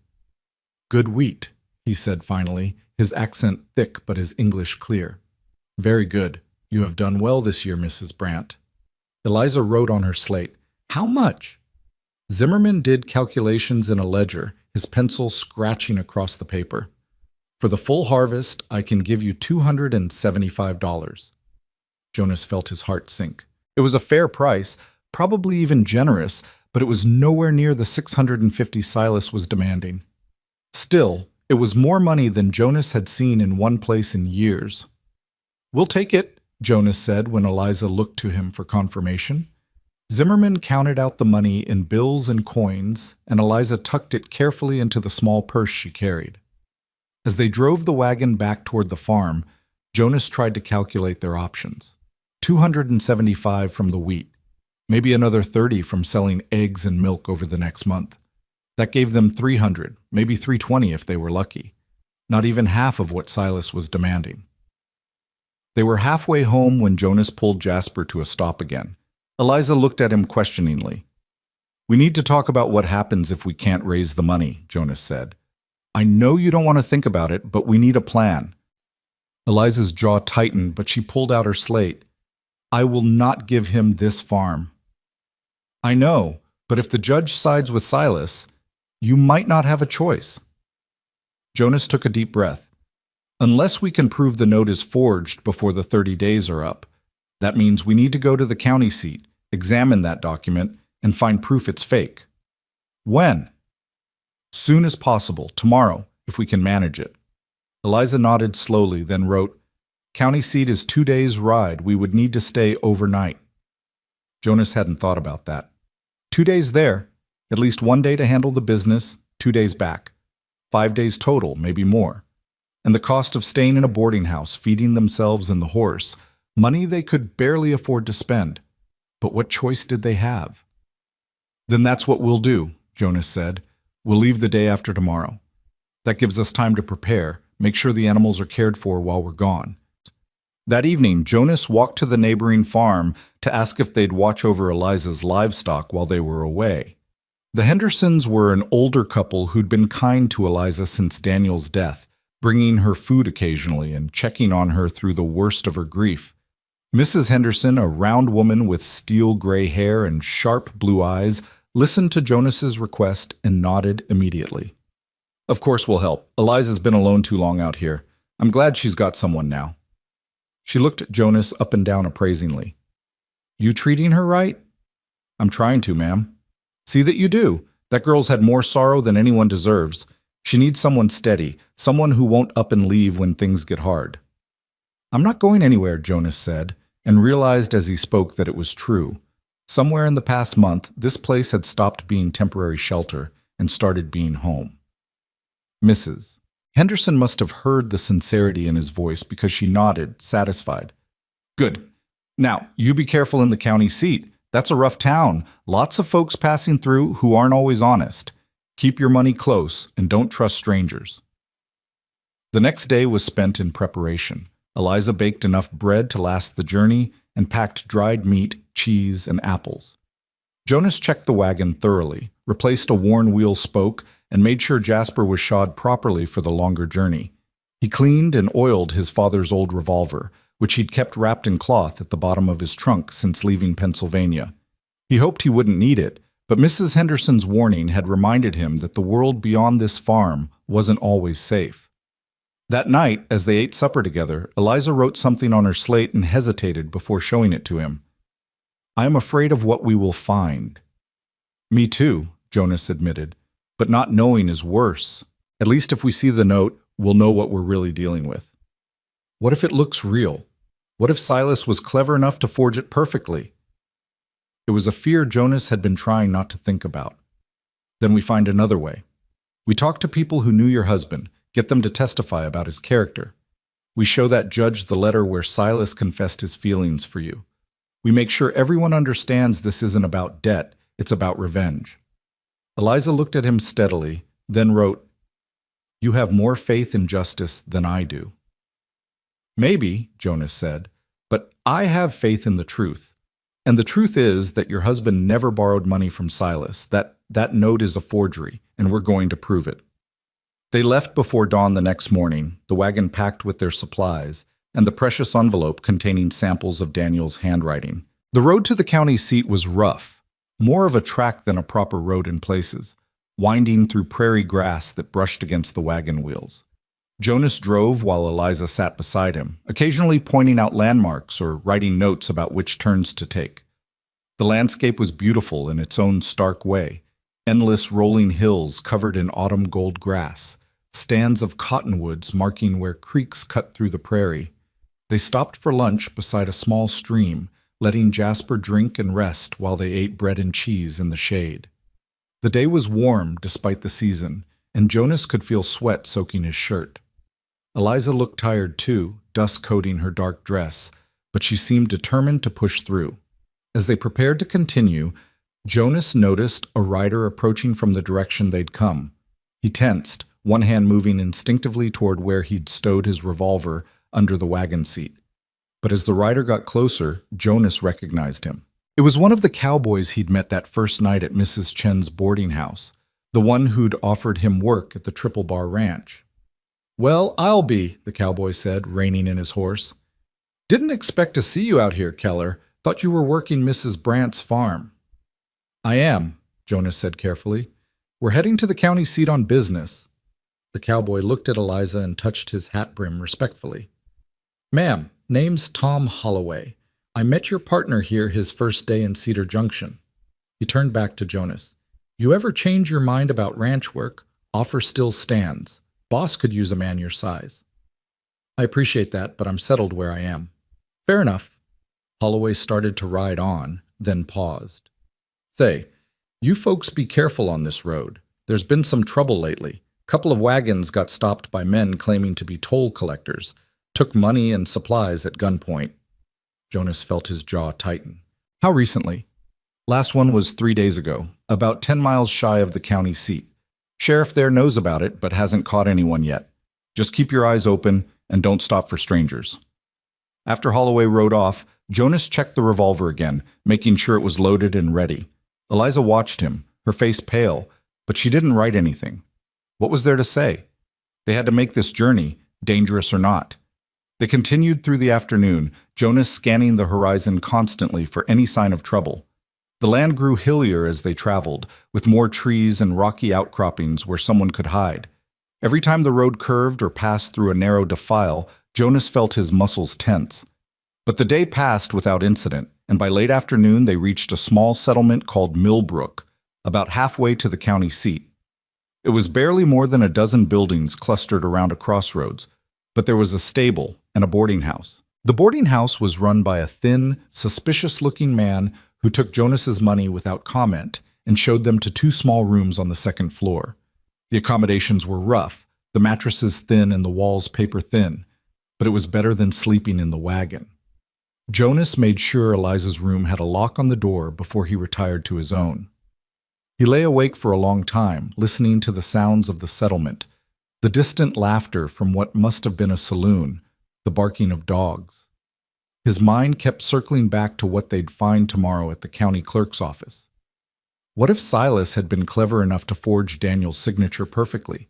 What if there was no way to prove the note was fake? What then? They'd lose the farm. Eliza would lose everything Daniel had built, everything she'd fought to preserve through 2 years of grief and loneliness, and Jonas would be cast adrift again, unwanted and purposeless. No. He couldn't let himself think that way. They'd come this far. They'd find a way. The next morning dawned gray and threatening rain. They ate a hurried breakfast of fried eggs and hard biscuits, then continued their journey. The road was busier now as they got closer to the county seat, with other wagons and riders heading in both directions. By mid-afternoon, the town appeared on the horizon. It was bigger than Cedar Junction, maybe 3 times the size, with actual streets laid out in a grid and buildings made of brick instead of just wood. The county courthouse stood at the center, a 2-story structure with white columns that looked almost elegant despite the dust coating everything. Jonas drove the wagon to a stable near the courthouse and arranged for Jasper to be cared for. Then he and Eliza walked to the clerk's office, Jonas carrying the envelope with Daniel's papers. The county clerk was a fastidious man with wire-rimmed spectacles and ink-stained fingers. His nameplate read, Augustus Finch. He looked up from his ledger as they entered, his expression professionally neutral. "Help you?" he asked. "We need to examine a document," Jonas said. "A promissory note filed by Silas Brandt against the estate of Daniel Brandt." Finch's expression didn't change, but something flickered in his eyes. Recognition, maybe. That filing is a matter of public record. However, the original document remains sealed pending the court hearing. I can show you a certified copy. "We need to see the original," Jonas insisted. "We believe it may be fraudulent." "That's a serious allegation, Mr. Keller. Jonas Keller. This is Mrs. Eliza Brandt, Daniel Brandt's widow." Finch looked at Eliza, who pulled out her slate and wrote, "I need to see my husband's alleged signature." "I understand your concern, ma'am, but I can't allow the original to be handled except under court supervision. However, the certified copy is an exact reproduction. If there are irregularities, they'll be visible there." It wasn't ideal, but it was better than nothing. "May we see the copy, then?" Finch disappeared into a back room and returned with a folder. He laid it on the counter and opened it carefully. Inside was a single sheet of paper covered in neat handwriting. Jonas leaned forward, his heart pounding. The note read, "I, Daniel Brandt, acknowledge receipts of $500 from Silas Brandt on this date, July 15th, 1864. I promise to repay this sum with 5% annual interest within 2 years. Signed, Daniel Brandt. Witnessed by Jeremiah Hoskins." Below the text were 2 signatures. One, presumably Daniel's, was a flowing script with distinctive loops on the capital letters. The other, Jeremiah Hoskins, was more cramped and angular. Jonas pulled out the envelope and carefully extracted several of Daniel's letters. He laid them beside the promissory note and compared the signatures. His heart sank. They looked identical. The same flowing script, the same loops, the same pressure on the pen. If it was a forgery, it was masterfully done. Beside him, Eliza was staring at the documents, her face pale. She pulled out her slate with trembling hands. "That is not Daniel's signature." "Ma'am," Finch said gently, "I understand this is difficult, but the signature appears genuine to me. Several people have examined it already." "No!" Eliza underlined the word 3 times. "Daniel hurt his right hand in 1863. After that, he signed with a slight shake. This signature has no shake." Jonas looked at the signature again, then at the letters they'd brought. She was right. In the more recent letters, particularly one from 1865, there was a barely perceptible tremor in Daniel's handwriting, especially in the capital letters. But the signature on the promissory note was smooth and confident. "Mr. Finch," Jonas said slowly, "do you have records of when exactly this note was filed with your office?" Finch checked his ledger. "It was filed on September 18th of this year by Silas Brandt in person." 3 weeks ago, Jonas said, "but the note is supposedly from July 1864. That's 3 years old. Why would Silas wait 3 years to file it?" "The note stipulates repayment within 2 years, Finch pointed out. "It's not unusual for creditors to give some grace period before taking legal action, especially given that Mr. Daniel Brandt died." "Or," Jonas said, "it's unusual because the note didn't exist until 3 weeks ago. Look at the paper itself, Mr. Finch. Does it look 3 years old to you?" Finch examined the copy more closely, adjusting his spectacles. "I can't judge the age of paper from a copy, Mr. Keller. You'd need an expert for that." "Then we need to see the original," Jonas insisted. "We need someone qualified to examine it, to test the ink and paper, to verify whether this document is really from 1864 or if it's recent." "That would require a court order," Finch said. "You'd need to petition the judge for a forensic examination, and that takes time. The hearing on this matter is scheduled for 3 weeks from now. I'm not sure you'd get the examination completed before then." Jonas felt frustration building. They were so close to proving the forgery, but bureaucracy and procedure were blocking their way. Beside him, Eliza was writing frantically on her slate. "Silas Brandt has connections in this town. He knows people. He knew how to make this look legitimate. We are farmers with no money and no lawyer. The system is designed for us to lose." Finch read her words, and his expression softened slightly. "Mrs. Brandt, I understand your frustration, but I have to follow the law. If you believe this note is fraudulent, you need legal representation. Talk to a lawyer. Get them to file the proper motions. That's how the system works." "The system works for people who can afford lawyers," Jonas said bitterly. "What about people who can't?" "I'm sorry," Finch said, and he sounded like he meant it. "I truly am, but my hands are tied." They left the clerk's office in defeat. Outside, the threatened rain had started, a cold drizzle that matched Jonas's mood perfectly. They stood under the courthouse awning, Eliza staring at nothing while Jonas tried to think. "There has to be a way," he said. "Some lawyer in this town who'd take your case, maybe for a reduced fee or on contingency." Eliza wrote, "We have asked. No one will help without money up front." "Then we make them listen. We find a judge, explain the situation, show them the evidence of Silas's motive. Someone in this town has to care about justice." But even as Jonas spoke, he could hear the desperation in his own voice. They were outmatched, and they both knew it. Silas had money, connections, and a forged document that looked legitimate enough to fool county officials. What did they have? A letter showing rejected feelings and the word of a widow who couldn't speak. They found a cheap boarding house and took rooms for the night. Jonas spent the evening walking the streets of the county seat, stopping at every lawyer's office he could find. Most were closed, but at those that were open he got the same response: no money, no representation. One lawyer actually laughed at him when Jonas explained the situation. "Son," the man said, leaning back in his chair, "even if I believed you, cases like this take months to resolve. I can't work for free that long. Tell your lady friend to find a wealthy relative or marry someone with means. That's her best option." Jonas had to restrain himself from punching the smug expression off the lawyer's face.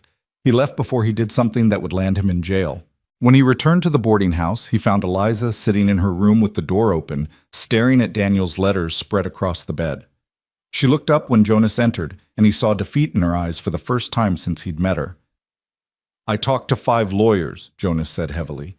"None of them would help without money." "I'm sorry, Eliza. I don't know what else to do." She picked up her slate slowly and wrote, "We go home. We wait for the hearing. We tell the truth. It is all we can do. The truth might not be enough. I know." She erased the slate and wrote again, "But it is all we have." That night, Jonas barely slept. He kept thinking about Silas's smug face, about the forged note that looked so perfect, about the system that was designed to protect men with money and connections while grinding down people like Eliza who had nothing but their integrity. There had to be something they were missing, some angle they hadn't considered, some way to prove the forgery that didn't require lawyers and judges and months of legal wrangling. Just before dawn, Jonas sat up suddenly in bed. The witness. Jeremiah Hoskins, the name on the promissory note. If Hoskins was real and had actually witnessed the loan, then maybe the note was legitimate and they were wrong. But if Hoskins didn't exist, or if he existed but denied ever witnessing such a transaction, that would prove the note was forged. The problem was finding him. In a county this size, with people constantly moving in and out, tracking down one man could take weeks or months. Time they didn't have. Unless there was a shortcut. Jonas got dressed quickly and went downstairs to find the boarding house owner, an older woman named Mrs. Patterson, who was already up and making breakfast. "Ma'am," Jonas said, "do you know where I could find birth records or census information for this county?" Mrs. Patterson looked at him curiously. "The courthouse keeps those records, but they're not easy to access. Why do you need them?" "I'm trying to find someone. A man named Jeremiah Hoskins. He supposedly witnessed a legal document 3 years ago, but nobody seems to know him." "Hoskins," Mrs. Patterson frowned thoughtfully. "That name sounds familiar. There was a family named Hoskins that lived north of here about 5 years back. The father was named Jeremiah, I think. But they moved away after their barn burned down. Colorado, maybe, or Montana. I remember because the wife was in my sewing circle. Jonas felt excitement building. Do you remember anything else about them? Where exactly they lived or where they might have gone?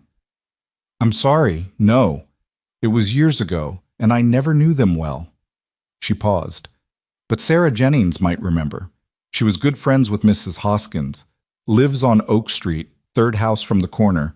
White picket fence. Jonas wanted to go immediately, but it was barely dawn and he couldn't go knocking on strangers' doors this early.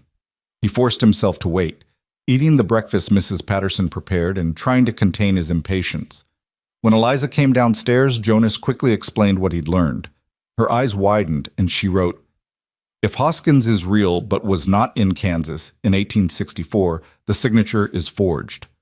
Exactly. We need to find out everything we can about this man and where he was 3 years ago. At a more reasonable hour, they walked to Oak Street and found the house with the white picket fence. Sarah Jennings turned out to be a plump, friendly woman in her 60s who invited them in immediately when Jonas explained they were trying to locate the Hoskins family. Oh, the Hoskins! I haven't thought about them in years. Lovely people. Jeremiah was a carpenter, and Martha was the sweetest woman you'd ever meet. They had 3 children, all grown now to Mrs. Jennings poured them coffee without asking if they wanted it. They moved to Montana Territory, I believe, silver mining up there, and Jeremiah thought he could do better building houses for miners than farming in Kansas. Do you remember when they left? Jonas asked. Let me think. It was spring of 1862, I'm certain of that, because my youngest was born that March, and Martha helped with the delivery before they left. Mrs. Jennings smiled at the memory. She wrote me a few times after they moved, but we lost touch eventually. Mail service to Montana isn't reliable. Jonas felt his pulse quicken. So Jeremiah Hoskins left Kansas in 1862 and didn't return? Not that I know of. Martha mentioned once that Jeremiah said he'd never set foot in Kansas again. The drought and locusts had broken his spirit for farming. Mrs. Jennings, Jonas said carefully, would you be willing to testify to that in court? That Jeremiah Hoskins left Kansas in 1862 and to your knowledge never returned? She looked surprised. Testify? What's this about? Eliza pulled out her slate and wrote quickly, explaining the situation with Silas and the forged promissory note supposedly witnessed by Hoskins in 1864. Mrs. Jennings' face darkened as she read. That's fraud, pure and simple. Of course I'll testify. Jeremiah Hoskins was in Montana in 1864, not in Kansas witnessing loans. Anyone who says different is a liar. Jonas felt hope surge through him for the first time in days. Thank you. Thank you so much. We'll need you to come to the hearing and tell the judge exactly what you told us. I'll be there, Mrs. Jennings said firmly. And I'll bring some other folks who knew the Hoskins family too. We'll make sure everyone knows this Silas fellow is trying to cheat a widow. They left Mrs. Jennings's house with renewed determination. It wasn't perfect proof, but it was something. If they could show that the witness on the promissory note was in Montana Territory when the loan supposedly took place, it would cast serious doubt on the document's authenticity. As they walked back toward their boarding house, Jonas noticed a man leaning against a building across the street, watching them. He was rough-looking, with a heavy beard and clothes that had seen better days. When Jonas met his gaze, the man looked away and walked off quickly. Jonas felt unease prickle along his spine. Did you see that man? Eliza nodded and wrote, He has been following us since we left the courthouse yesterday. You're sure? Yes. I saw him twice, different clothes, but same face. Jonas's hand moved instinctively toward where his revolver was hidden under his coat. We need to be careful. If Silas knows we're here asking questions, he might try to stop us from getting back to Cedar Junction with this information. They spent the rest of the day gathering supplies for the return journey and asking more questions about the Hoskins family. By the time evening fell, they had the names of 3 other people who could testify that Jeremiah Hoskins had left Kansas in 1862. But Jonas kept seeing the bearded man, or others like him, watching from doorways and alleys. Eliza saw them too. They were definitely being followed. That night, Jonas knocked on Eliza's door and spoke through it. "Pack everything tonight. We're leaving before dawn tomorrow while it's still dark. I don't like the attention we're drawing." He heard movement inside, then her slate appeared under the door. "Silas hired men to watch us. Probably. Or worse than watch us. We have evidence now that could destroy his case. He might try to make sure it never reaches Cedar Junction." The slate appeared again. "I am afraid." Jonas crouched down so he could speak closer to the door. "I won't let anything happen to you, Eliza, I promise. We just need to be smart about this. We leave early, take a different route back, and we don't stop for anyone." "What if they follow? Then I'll deal with them. But hopefully we can avoid that entirely." They left the boarding house at 4 in the morning, while the town was still dark and quiet. Jonas hitched Jasper to the wagon as quietly as he could, and they slipped out of town heading south instead of west toward Cedar Junction. The plan was to circle around, adding an extra day to their journey, but making it harder to predict their route. Jonas kept his revolver on the seat beside him, loaded and ready. They traveled through the pre-dawn darkness, Jasper picking his way carefully along the rough road. As the sun rose, Jonas kept checking behind them, but saw no sign of pursuit. Maybe they'd been worried over nothing. Maybe Silas's men hadn't been watching the boarding house. But Jonas couldn't shake the feeling that they weren't safe yet. Around midday, as they passed through a narrow valley with steep rocky sides, Jonas saw them. 3 riders blocking the road ahead, armed with rifles and showing no intention of moving aside. "Hold up there," one of them called. He was the bearded man Jonas had seen watching them in town. Jonas pulled Jasper to a stop but kept his hand near his revolver. "This is a public road. We're just travelers heading home." "That's so." The bearded man urged his horse forward a few steps. "Seems like you've been asking a lot of questions in town. Questions about people that don't concern you." "We have every right to ask questions," Jonas said evenly. "Maybe so. But the gentleman who hired us thinks maybe you should forget about those questions. Forget about what you learned. Go home and leave well enough alone." "We're not forgetting anything," Jonas said. "Now move aside." The 3 men exchanged glances. The leader shook his head slowly. "Can't do that. We've got instructions. You turn around, go back to town, and take the train back to wherever you came from.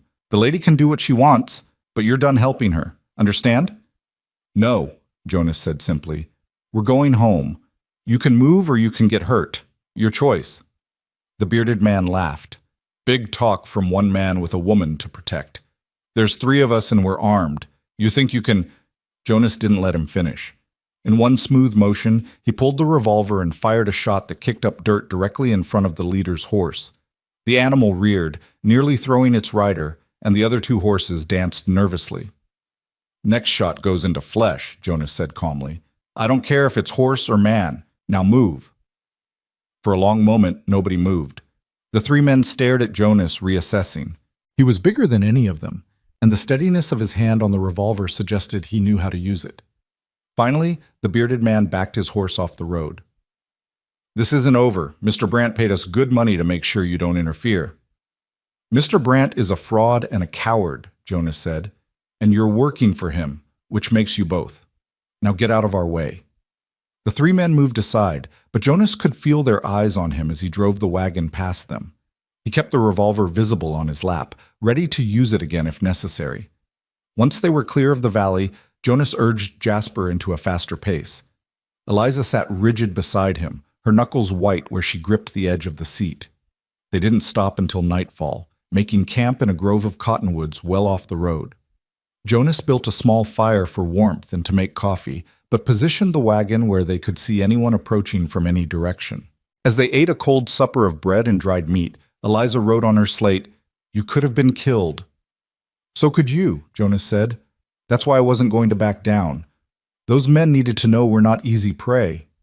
What if they follow us? Then I'll do what's necessary to protect us." Jonas checked his revolver, making sure it was fully loaded again. "Eliza, I need you to understand something.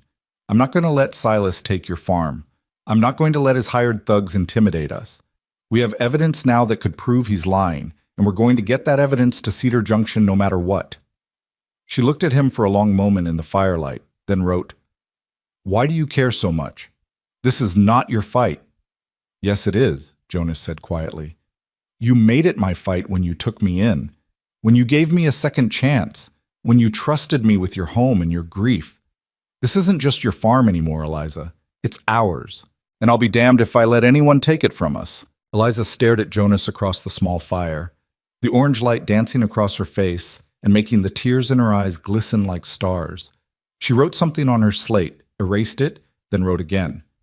Finally, she turned it to show him. Ours. Just one word, but it carried the weight of everything unspoken between them. Jonas nodded, feeling something shift and settle in his chest, like a puzzle piece finally finding its proper place. They took turns keeping watch that night. Jonas insisted Eliza sleep in the wagon while he sat with his back against a tree, revolver in his lap, listening to every sound the prairie made in darkness. Coyotes howled in the distance. An owl called from somewhere overhead. The wind rustled through the cottonwood leaves with a sound like whispered secrets. Around midnight, Eliza appeared beside him, wrapped in a blanket. She couldn't sleep either, apparently. She sat down next to him and they shared the watch in silence. Two people bound together by circumstance and determination and something neither of them was quite ready to name. When dawn finally broke, they ate a quick breakfast of leftover bread and coffee, then continued their journey. Jonas chose routes that kept them away from the main roads, following cattle trails and creek beds when he could find them. It added time to the journey but made them harder to track. By late afternoon of the third day, they finally saw Cedar Junction in the distance. Jonas felt tension he hadn't realized he was carrying drain from his shoulders. They'd made it. They had evidence that could save the farm, and they'd gotten home safely despite Silas's attempts to stop them. But as they drew closer to town, Jonas noticed something wrong. Smoke was rising from the direction of Eliza's farm, thick and dark against the autumn sky. No, he breathed, urging Jasper faster. The old horse responded as best he could, breaking into a trot that made the wagon bounce and rattle. Eliza had seen the smoke, too. Her face had gone white, and she gripped the wagon seat so hard Jonas thought she might break the wood.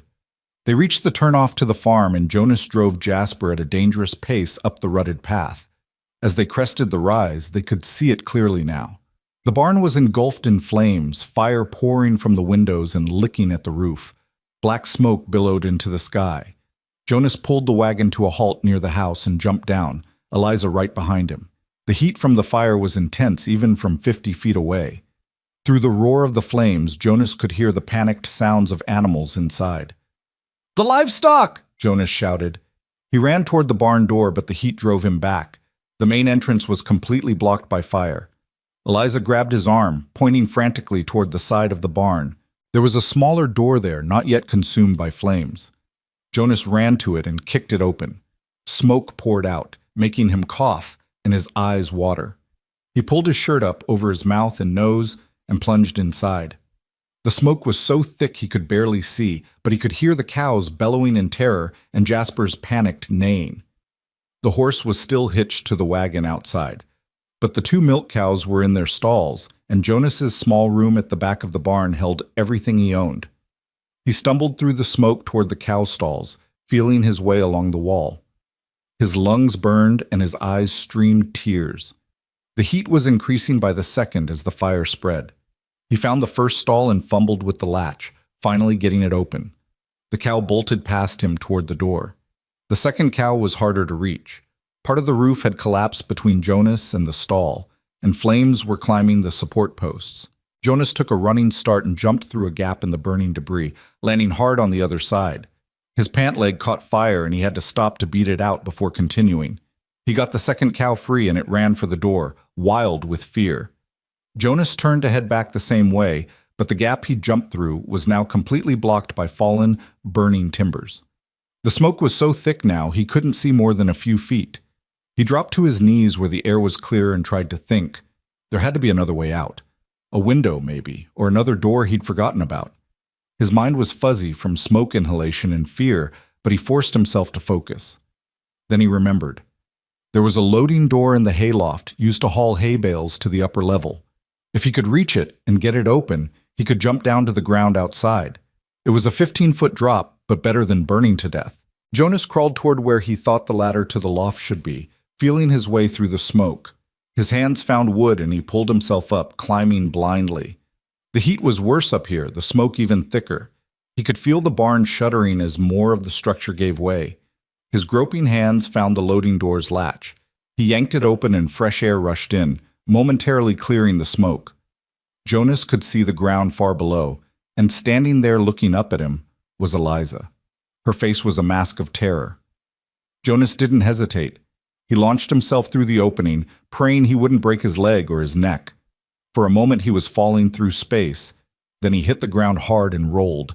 Pain shot through his shoulder and his left ankle twisted, but he was alive. Eliza was there instantly, helping him up, checking him frantically for injuries. Her hands moved over him, patting out small embers that had caught on his clothes, touching his face as if to convince herself he was real. Jonas leaned on her. She was stronger than she looked, and they limped away from the barn as the roof collapsed inward with a roar and a shower of sparks. The two milk cows were standing near the house, shaking but unharmed. Old Jasper, still hitched to the wagon where Jonas had left him, tossed his head nervously. Jonas and Eliza stood watching the barn burn, too exhausted and shocked to do anything else. There was no point trying to fight the fire now. It had taken hold too completely. All they could do was make sure it didn't spread to the house. That's when Jonas saw the figure on horseback at the edge of the property, silhouetted against the setting sun. Even from a distance, he recognized Silas Brandt's posture, the way he sat his horse. Silas raised one hand in a mocking salute, then turned and rode away. Jonas felt rage surge through him, hot and pure. Silas had done this. Either directly or through his hired men, he'd burned the barn in retaliation for Jonas and Eliza's trip to the county seat. This wasn't just about the fake debt anymore. This was attempted murder. Eliza tugged at Jonas's arm and showed him her slate. The Hendersons, they were watching the animals. Are they safe? Jonas felt his blood run cold. He'd forgotten about the neighbors who'd agreed to check on the livestock while they were gone. If they'd been here when the fire started, if Silas or his men had hurt them. We need to check on them, Jonas said. Can you handle things here? Make sure the fire doesn't spread? Eliza nodded, already moving toward the well to start filling buckets with water. Jonas unhitched Jasper from the wagon, wincing at the pain in his ankle, and rode bareback to the Henderson farm. He found them safe, thank God. Mr. Henderson was in his barn doing evening chores, and Mrs. Henderson was in the house preparing supper. But when Jonas told them about the fire, their faces went pale. We were there just 2 hours ago, Mrs. Henderson said, her hand pressed to her chest. Fed the animals and checked the water like we promised. Everything was fine. How could it have started so fast? It didn't start by accident, Jonas said grimly. Someone said it deliberately. Mr. Henderson's jaw tightened. Silas Brandt. I saw him watching as it burned. He didn't try to hide it. That settles it, Henderson said, already moving toward his horse. We're getting the sheriff. This has gone too far. Within an hour, half of Cedar Junction seemed to have gathered at Eliza's farm. The Hendersons had spread the word, and neighbors came with buckets and shovels to help contain the fire and make sure it didn't spread to the prairie grass. By the time Sheriff Coleman arrived with 3 deputies, the barn had collapsed completely into smoldering ruins, but the house and outbuildings were safe. Coleman surveyed the damage with a grim expression, then approached Jonas and Eliza. Tell me what happened. Jonas explained everything, their trip to the county seat, what they'd learned about Jeremiah Hoskins, the men who'd tried to stop them on the road, and finally seen Silas watching the barn burn. You're saying Silas Brandt did this, Coleman said flatly. I'm saying he was here watching it burn, and he'd already tried to have us stopped from returning with evidence against him. You connect the dots, Sheriff. Coleman looked at the ruins of the barn, then at Eliza's soot-stained face, then back at Jonas. I'll need statements from both of you, and from anyone who saw Silas here today. You'll need more than that, Jonas said. You'll need to arrest him before he tries something worse. On what charge? Being present at a fire isn't a crime. And those men who stopped you on the road, did you get their names? Can you identify them? Jonas felt his frustration mounting. So he gets away with it? He burns down our barn, tries to intimidate us with armed men, and there's nothing you can do? I didn't say that, Coleman replied. I said I need evidence, real evidence, not just suspicions and coincidences. Now, I believe you that something crooked is going on here, but I need to build a case that will stand up in court, or a judge will throw it out before it even starts. One of the neighbors, an old farmer named Gustav Larsen, stepped forward. I saw someone riding away from this direction about an hour before the smoke started. Couldn't see who it was from my place, but it was a single rider heading toward town. That's something, Coleman said. Anyone else see anything? A few more neighbors spoke up with similar observations. No one had seen the fire actually being set, but several had noticed unusual activity near Eliza's farm that afternoon. It was circumstantial, but it was building into a pattern. Coleman pulled out a notebook and started taking statements. While he did that, Jonas limped to where Eliza was sitting on the porch steps, staring at the smoking ruins. He sat beside her, his ankle throbbing, his shoulder aching, his lungs still raw from smoke. She turned her slate to him. Everything you owned was in that barn. Jonas thought about his few possessions, his mother's Bible, his father's pocket watch, the extra clothes, the small amount of money he'd saved. All of it gone now, turned to ash and smoke. Things can be replaced, he said quietly. Lives can't. I'm just grateful you weren't in there when it started, that Hendersons weren't trapped inside. Silas is trying to break me, to make me give up. Is it working? Eliza looked at him for a long moment, then wrote, No. Now I am just angry. Jonas felt a smile tug at his mouth despite everything. Good. Anger is useful. Anger gets things done. They sat together as darkness fell, and the neighbors gradually dispersed, promising to return tomorrow to help clean up and salvage what they could. Sheriff Coleman finished taking statements and approached them one last time. I'm going to talk to Silas Brandt tonight, he said. Ask him where he was this afternoon, what he knows about this fire. I can't arrest him without evidence, but I can let him know he's being watched. Might make him think twice about trying anything else. Or it might make him more desperate, Jonas said. That's possible too, which is why I'm leaving one of my deputies here tonight, just in case. Coleman gestured toward a young man with a rifle. Tom will sleep in your house. Keep an eye on things. If anything happens, he'll be here to help. After the sheriff left, Jonas and Eliza surveyed what was left of their farm. The house was intact, thank God. The chicken coop and the small shed where they kept tools were also undamaged. The 2 milk cows had been moved to the Hendersons' farm for the night, but the barn, which had housed animals and equipment and Jonas's living space, was nothing but smoking rubble. The deputy, Tom Reeves, seemed barely out of his teens but carried himself with quiet competence. He checked the doors and windows of the house, then stationed himself on the porch with his rifle across his knees. Inside, Eliza heated water for washing and brought out clean clothes for Jonas. His current outfit was ruined, covered in soot and torn from his escape through the burning barn. He washed in the kitchen, scrubbing the smoke smell from his skin as best he could, then changed into a shirt and pants that had belonged to Daniel. They fit reasonably well. Daniel had been a big man too, though not quite as large as Jonas. Wearing a dead man's clothes felt strange, but Jonas was grateful for them. He had nothing else now. Eliza made a simple supper of soup and bread, but neither of them had much appetite. They sat at the kitchen table picking at their food while the deputy kept watch outside. Finally, Eliza wrote on her slate, "Where will you sleep? The barn is gone." Jonas hadn't thought about that. His room, his bed, his space, all of it was gone.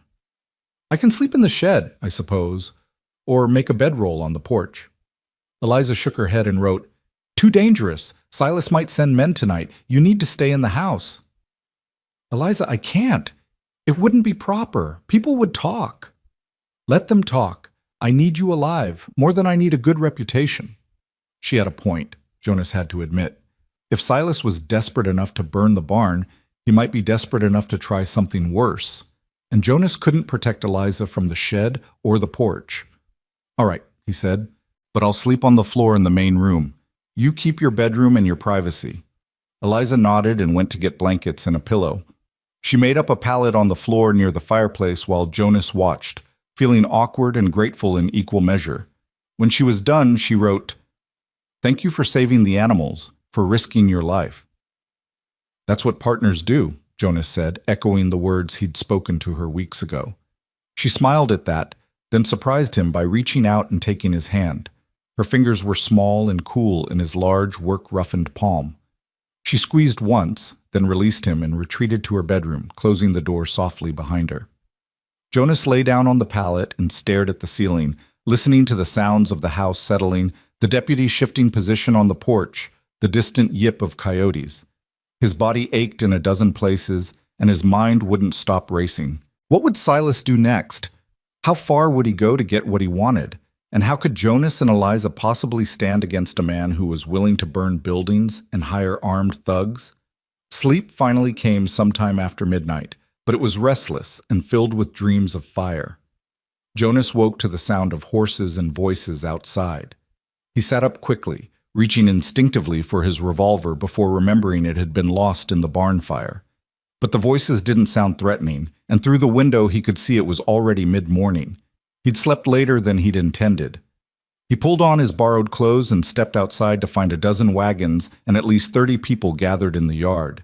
The Hendersons were there, along with Mrs. Chen from the boarding house, Klaus Zimmerman from the mill, and what seemed like half the town of Cedar Junction. Gustav Larsen stepped forward, his weathered face serious. "We heard about the fire. Came to help rebuild." Jonas felt emotion catch in his throat. "We can't pay." "Nobody asked you to," Larsen said gruffly. "Eliza's one of ours. You help her. That makes you one of ours too. Now, we brought lumber and tools and enough hands to frame up a new barn in 2 days if we work hard. You going to stand there arguing, or you going to help?" Eliza appeared beside Jonas, her slate already in hand. "Thank you all. I do not know what to say." "Don't need to say anything," Mrs. Chen said, stepping forward with a basket. "Just accept help when it's offered. Now, I brought food for everyone. Let's feed these workers before they start." The next 2 days were a blur of activity. The men cleared away the burned rubble, salvaging what could be saved, some tools, a few pieces of hardware, and hauling away the rest. Then they began construction on a new barn, smaller than the original but sturdy and well-built. The women brought food, gallons of it, and set up tables in the yard where everyone could eat together. Children ran around playing while their parents worked. It felt less like a work crew and more like a community celebration, despite the circumstances that had brought them together. Jonas worked alongside the others, hammering nails and lifting beams despite the pain in his shoulder and ankle. People kept introducing themselves, sharing stories about Eliza and Daniel, about their own struggles with weather and crop failures and the general hardness of frontier life. Jonas learned that Daniel had helped many of these people when they were struggling, lending tools or labor, or sometimes just a sympathetic ear. Now they were repaying that kindness to his widow. On the second day, as Jonas was helping raise a wall frame, Sheriff Coleman arrived. He dismounted and approached Jonas with an expression that suggested bad news. "I talked to Silas Brandt," Coleman said. "He claims he was in town all afternoon the day of the fire. Says he has witnesses who saw him at the bank and the general store." "He's lying," Jonas said flatly. "Maybe so, but I can't prove it. His witnesses are respectable business owners. I can't just call them liars without evidence." Coleman lowered his voice.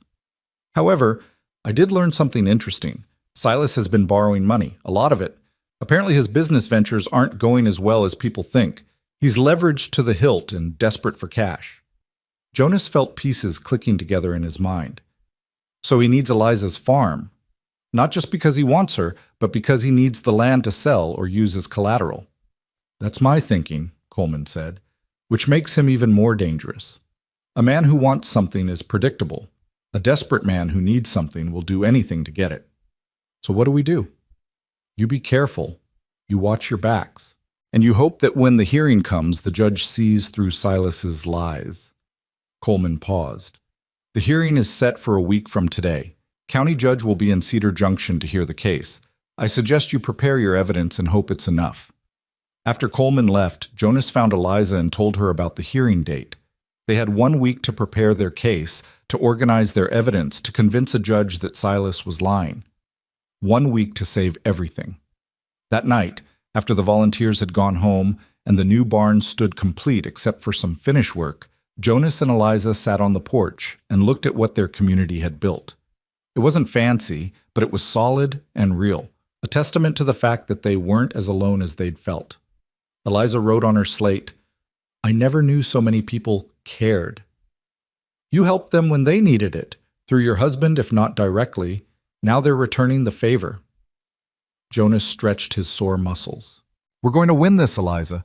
We have evidence that Jeremiah Hoskins wasn't even in Kansas when that note was supposedly signed.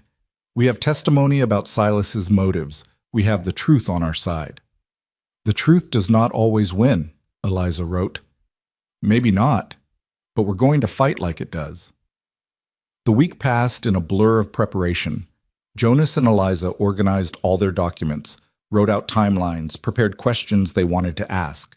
Mrs. Sarah Jennings arrived from the county seat with 2 other witnesses who'd known the Hoskins family. She'd made the 2-day journey just to help them, refusing any payment. Martha Hoskins was my friend, she said simply. I won't let someone use her husband's name for fraud. The day before the hearing, Silas Brandt appeared at the farm. He rode up alone in the afternoon, dismounting slowly and approaching the house with his hands visible and empty. The deputy who'd been stationed there for the past week immediately stepped between Silas and the porch. That's close enough, Tom Reeves said, his hand on his holstered revolver. I'm not here for trouble, Silas said smoothly. I just want to talk to Eliza, privately. Jonas stepped out of the house, Eliza right behind him. Anything you have to say, you can say in front of witnesses. Silas's eyes flicked to Jonas, and for a moment, pure hatred flashed across his face before he masked it with false friendliness. Mr. Keller, I heard you were quite the hero during the unfortunate fire. Saved the livestock, I understand. Impressive. What do you want, Silas? Jonas asked, his voice flat. I want to make a reasonable offer. A way to resolve this whole unfortunate situation without the unpleasantness of a court hearing. Silas looked past Jonas to Eliza. I'm willing to forgive half the debt, $325 instead of $650. You could raise that much, surely. Sell some land, take a loan. It would be so much simpler than fighting this in court. Eliza stepped forward and held up her slate. The debt is fake. You forged that note. Now, Eliza, that's a very serious accusation, especially since you have no proof.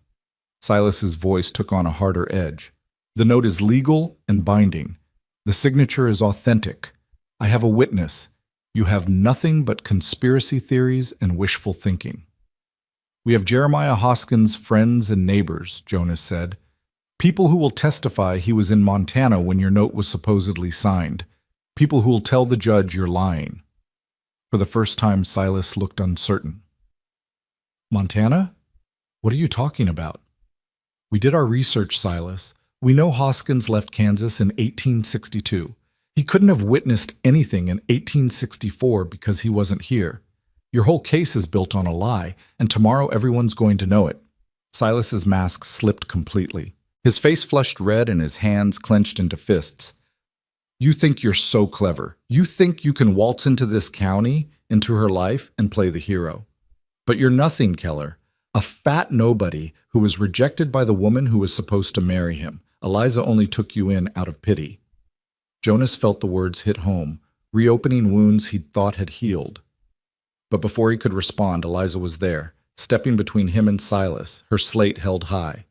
Jonas is worth 10 of you. He is kind, honest, and brave. You are a coward and a fraud. Silas's face twisted with rage. You'll regret this, both of you. When the judge rules in my favor tomorrow, when you lose this farm, you'll wish you'd taken my generous offer. And you, Eliza, when you have nowhere else to go, don't come crawling to me. I wouldn't have you now if you were the last woman in Kansas. Good, Jonas said quietly, because she'd never marry a man who sets fires and hires thugs. Now get off this property before I throw you off. Silas took a step back, his eyes darting between Jonas's face and the deputy's hand on his gun. You haven't won yet. Tomorrow we'll see who the law sides with. And Keller, watch your back. Accidents happen all the time out here on the prairie. He mounted his horse and rode away, but Jonas could feel the threat hanging in the air like smoke. Silas was desperate now, backed into a corner. Tomorrow's hearing would determine everything, and Jonas had no idea which way it would go. That night, Jonas couldn't sleep. He lay on his pallet staring at the ceiling while his mind ran through every possible outcome. What if the judge didn't believe their witnesses? What if Silas had bribed someone? What if the law really did favor men with money over widows who couldn't even speak in their own defense? Around midnight, he heard Eliza's bedroom door open. She appeared in her nightgown, carrying her slate. She sat down beside him and wrote, "Cannot sleep either. I keep thinking about what Silas said, about how I'm nothing, about how you only took me in out of pity." Eliza erased her slate and wrote carefully, "You think that is true? Isn't it? I was rejected, desperate, broke. You felt sorry for me. At first maybe, but not now." She erased and continued, "You have given me purpose, hope, someone to share the burden. You risked your life for this farm, for me. That is not nothing." Jonas felt emotion rising in his chest. "You gave me the same things, Eliza, a place to belong, work that matters, someone who sees me as more than just my size or my failures." She set down the slate and did something she'd never done before. She reached out and touched his face, her small hand gentle against his cheek. In the dim moonlight coming through the window, Jonas could see tears in her eyes. "Tomorrow," he said quietly, "when we go into that hearing, we go together. Partners to the end, no matter what happens. Agreed?" Eliza nodded, then picked up her slate one more time. "Partners, always." She returned to her bedroom, leaving Jonas with a warmth in his chest that had nothing to do with the fire in the hearth. Whatever tomorrow brought, they would face it together. And somehow, that made even the impossible seem bearable. The morning of the hearing dawned cold and gray, with clouds pressing low over the prairie like a weight. Jonas woke before sunrise, his stomach tight with anxiety, and found Eliza already awake in the kitchen, dressed in her best black dress, the same one she'd worn the day she first approached him at the train station. She'd made coffee strong enough to strip paint, and they drank it in silence while the deputy checked his rifle one more time. Tom Reeves would escort them to town, Sheriff Coleman's orders. Nobody was taking chances with Silas anymore. By the time they hitched Jasper to the wagon and loaded their box of evidence, half a dozen neighbors had arrived to accompany them. The Hendersons came in their wagon, Mrs. Chen rode alongside on a sturdy mare, and Gustav Larson brought 3 other farmers who'd known Daniel. They formed a small procession heading into Cedar Junction, a show of solidarity that made Jonas's throat tight with gratitude. The hearing was set for 10 o'clock in the town hall, the largest building in Cedar Junction. By 9:30, the place was already packed. It seemed like everyone in the county had turned out to see how this would unfold. Jonas helped Eliza through the crowd, people reaching out to touch her arm or nod encouragement as they passed. Silas was already there, sitting at a table near the front with a well-dressed man Jonas didn't recognize. The man had the sharp, calculating look of a lawyer, and he was shuffling through papers with practiced efficiency. Silas looked confident, almost smug, barely glancing at Jonas and Eliza as they took their seats on the opposite side of the room. Sheriff Coleman stood near the door, arms crossed, watching everything with his sharp lawman's eyes. When the clock struck 10, a side door opened and Judge Henry Morrison entered. Morrison was older, maybe 60, with silver hair and a face that had seen every kind of human foolishness. He wore black robes and carried himself with the quiet authority of someone who'd been making difficult decisions for decades. He took his seat at the raised desk at the front of the room and surveyed the crowd with mild surprise. "Well," he said dryly, "I see this case has attracted some interest. Let's get started. Bailiff, call the case." A thin man with a ledger stood and read in a monotone voice. "Brandt versus Brandt. Case regarding collection of debt allegedly owed by the late Daniel Brandt to Silas Brandt, now claimed against the estate and widow, Mrs. Eliza Brandt." Judge Morrison looked at both tables. "Who's representing the plaintiff?" The well-dressed man stood smoothly. "Arthur Pemberton, Your Honor, attorney for Mr. Silas Brandt." "And the defendant?" Jonas stood, feeling suddenly very aware of every eye in the room. "Mrs. Eliza Brandt will represent herself, Your Honor. I'm Jonas Keller, acting as her assistant since Mrs. Brandt is unable to speak." Morrison's eyebrows rose. "Unable to speak? Is this a permanent condition?" Eliza stood and held up her slate, which Jonas had helped her prepare. "I lost my voice to grief 2 years ago. I can write, but not speak." The judge read it, his expression softening slightly. "I see. That will make this proceeding more difficult, but we'll manage. Mr. Keller, you may read Mrs. Brandt's written responses aloud for the record. Now, Mr. Pemberton, present your case. Pemberton stood and launched into his argument with the Polish of someone who'd done this 100 times before. He described the alleged loan of $500 made by Silas to Daniel in 1864, the promise to repay with interest, Daniel's death before repayment could be made, and the debt that now fell to his widow. He produced the promissory note with a flourish, handing it to the judge. As you can see, Your Honor, the note is properly executed, signed by the debtor, and witnessed by a third party. It represents a legitimate debt that remains unpaid. My client has been more than patient, waiting over a year after the debt came due before taking legal action. Now he simply asks for what is owed to him, plus reasonable interest as specified in the note. Morrison examined the note carefully, then looked at Jonas and Eliza. What's your response to this claim? Jonas stood again, his heart pounding. Your Honor, we believe this note is a forgery. Daniel Brandt never borrowed money from Silas Brandt. In fact, the two men had a contentious relationship. We have evidence that Silas has ulterior motives for making this claim. That's a serious allegation, Morrison said. What evidence do you have? Jonas opened the box they'd brought and carefully pulled out the letter Silas had written to Eliza before her marriage.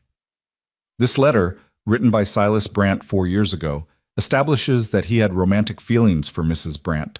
She rejected him and married Daniel instead. We believe this claim is revenge for that rejection, not a legitimate debt. Pemberton was on his feet immediately. Objection, Your Honor. My client's personal feelings from years ago have no bearing on the validity of a legal document.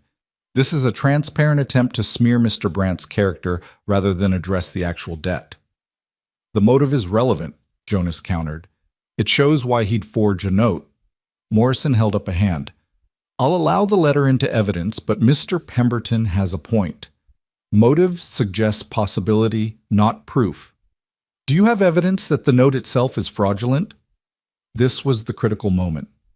Jonas pulled out the samples of Daniel's handwriting and laid them on the judge's desk alongside the promissory note. Your Honor, if you compare Daniel Brandt's genuine signatures to the one on this note, you'll see discrepancies. Daniel injured his hand in 1863, and after that, his signature always showed a slight tremor. The signature on this note is smooth and confident, suggesting it was forged before Silas knew about the injury. Morrison picked up a magnifying glass and examined the signatures carefully. The room was so quiet Jonas could hear his own heartbeat. After what felt like an eternity, the judge looked up. I see what you're describing. There is a tremor in these authenticated signatures that's absent in the note. However, injuries don't always affect penmanship consistently. I'd need an expert's opinion to determine if this constitutes proof of forgery. He looked at Pemberton. Does your client have an explanation for this discrepancy? Pemberton conferred briefly with Silas, then stood. Your Honor, my client suggests that Mr. Brandt's hand may have been particularly steady on the day he signed the note, or perhaps the tremor developed later than alleged.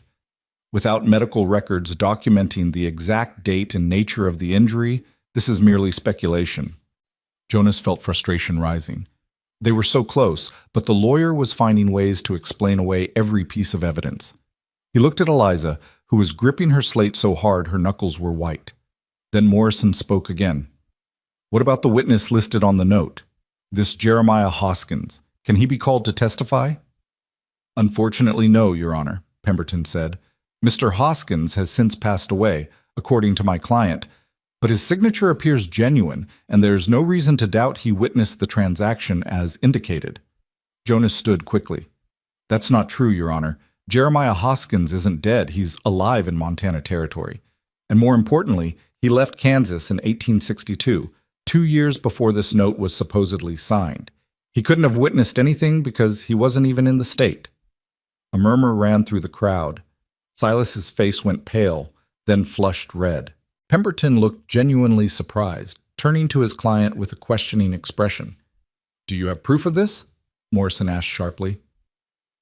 We have witnesses, Your Honor, people who knew the Hoskins family and can testify to when they left Kansas. Morrison sat back in his chair, his fingers steepled. Call your first witness. Mrs. Sarah Jennings made her way to the front of the room, moving with the confidence of someone who had nothing to hide. She took her seat and placed her hand on the Bible the bailiff offered, swearing to tell the truth. Jonas began the questioning, trying to remember everything he'd seen in courtrooms back in Pennsylvania. Mrs. Jennings, how did you know Jeremiah Hoskins? He and his wife Martha were our neighbors for 6 years, Sarah said clearly. Good people. Jeremiah was a carpenter, built half the barns in the county before the drought got too bad. When did the Hoskins family leave Kansas? Spring of 1862. I remember exactly because Martha helped me with my youngest child's birth in March, and they left in April. Jeremiah had decided farming wasn't working out, and they'd heard about opportunities in Montana Territory. Did Jeremiah Hoskins ever return to Kansas? No, sir. Martha wrote me a few times after they left, and she mentioned that Jeremiah said he'd never set foot in Kansas again. The drought and locusts had broken his spirit for farming. So, to your knowledge, Jeremiah Hoskins was not in Kansas in July of 1864. He most certainly was not. He was in Montana, building houses for miners. Pemberton stood to cross-examine. Mrs. Jennings, you said Martha wrote you a few times. Do you still have those letters? Sarah's face fell slightly.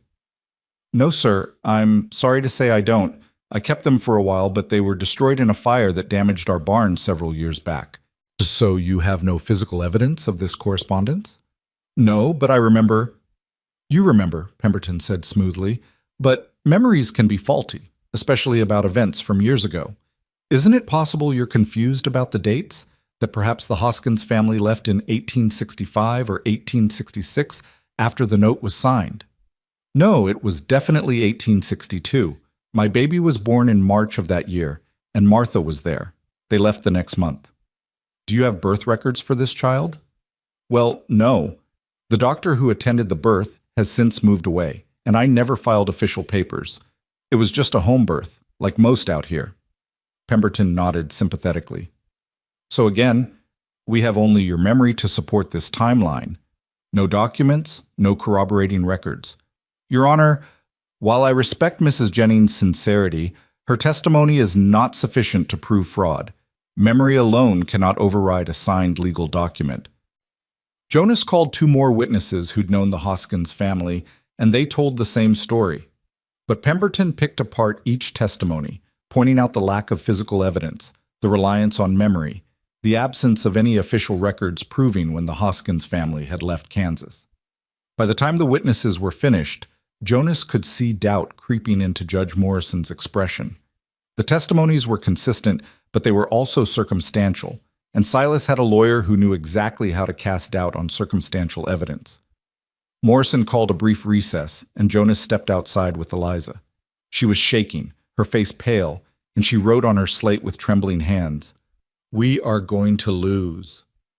Not yet, Jonas said, though his own confidence was wavering. The judge seemed interested in the handwriting issue, and the witness testimony was strong, even if Pemberton tried to discredit it. It is not enough. Silas has a lawyer. We have memories and suspicions. Jonas looked around at the crowd gathered outside the town hall. Their neighbors, their friends, all the people who'd come to support them. Mrs. Chen caught his eye and gave him an encouraging nod. Gustav Larsen raised a fist in solidarity. These people believed in them, believed in the truth. But would that be enough? When they returned inside, Morrison was back at his desk, reading through papers. He looked up as everyone took their seats. "I've reviewed all the evidence presented," he said. "The promissory note appears legitimate on its face. The signature, while showing some variation from other samples, is not so different as to conclusively prove forgery. The testimony about Mr. Hoskins is compelling, but without documentary evidence, I cannot disregard a signed legal document on the basis of memory alone." Jonas felt his heart sink. Beside him, Eliza had gone completely still. "However," Morrison continued, "I am troubled by several aspects of this case. The timing of when the note was filed, 3 years after it was allegedly signed. The convenient death of the witness, according to the plaintiff, when in fact he appears to be alive in another territory. The demonstrated motive for fraud. And most significantly, the variation in the signature that suggests possible forgery." He paused, letting his words sink in. Therefore, I am ordering an independent expert examination of the promissory note. The document will be sent to a handwriting expert in Kansas City who will analyze the ink, paper, and signature authenticity. This examination will take approximately 3 weeks. Until that analysis is complete, this case is continued, and no collection action may be taken against Mrs. Brandt or her property. Relief washed through Jonas so powerfully he felt dizzy. It wasn't a victory, not yet, but it was a reprieve. 3 more weeks to find more evidence, to prepare, to fight. Pemberton was on his feet immediately. Your Honor, my client has already waited years for payment. To delay further, your client will wait 3 more weeks, Morrison said firmly. If the note is genuine, the delay won't matter. If it's fraudulent, then justice requires we discover that before allowing collection. My ruling stands. Silas stood abruptly, his chair scraping loudly against the floor. This is ridiculous. That note is legal and binding. I have every right. Mr. Brandt, Morrison's voice cut through the outburst like a knife. You will sit down and be silent, or I will hold you in contempt. The court has made its ruling. For a moment, Silas looked like he might argue further. His face was flushed, his hands clenched into fists, but Pemberton grabbed his arm and pulled him back down into his chair, whispering urgently in his ear. Morrison continued, Furthermore, I am issuing a restraining order. Mr. Silas Brandt is not to go within 500 yards of Mrs. Eliza Brandt's property or person until this matter is resolved. Any violation will result in immediate arrest. Sheriff Coleman, you'll enforce this order. Yes, Your Honor, Coleman said from the back of the room. This hearing is adjourned. We'll reconvene when the expert analysis is complete. Morrison banged his gavel and the room erupted in conversation. Jonas turned to Eliza and found her crying silently, tears streaming down her face. But she was smiling too, and she threw her arms around him in a fierce hug that knocked the breath from his lungs. Around them, their neighbors were cheering and clapping, celebrating the small victory. Mrs. Chen appeared beside them, beaming. You did it! You stood up to that snake and you won! We didn't win yet, Jonas cautioned, though he couldn't keep the smile off his face. We just bought time. Time is everything, Gustav Larsen said, clapping Jonas on the back hard enough to make him stagger. Time to find more evidence. Time for Silas to make a mistake.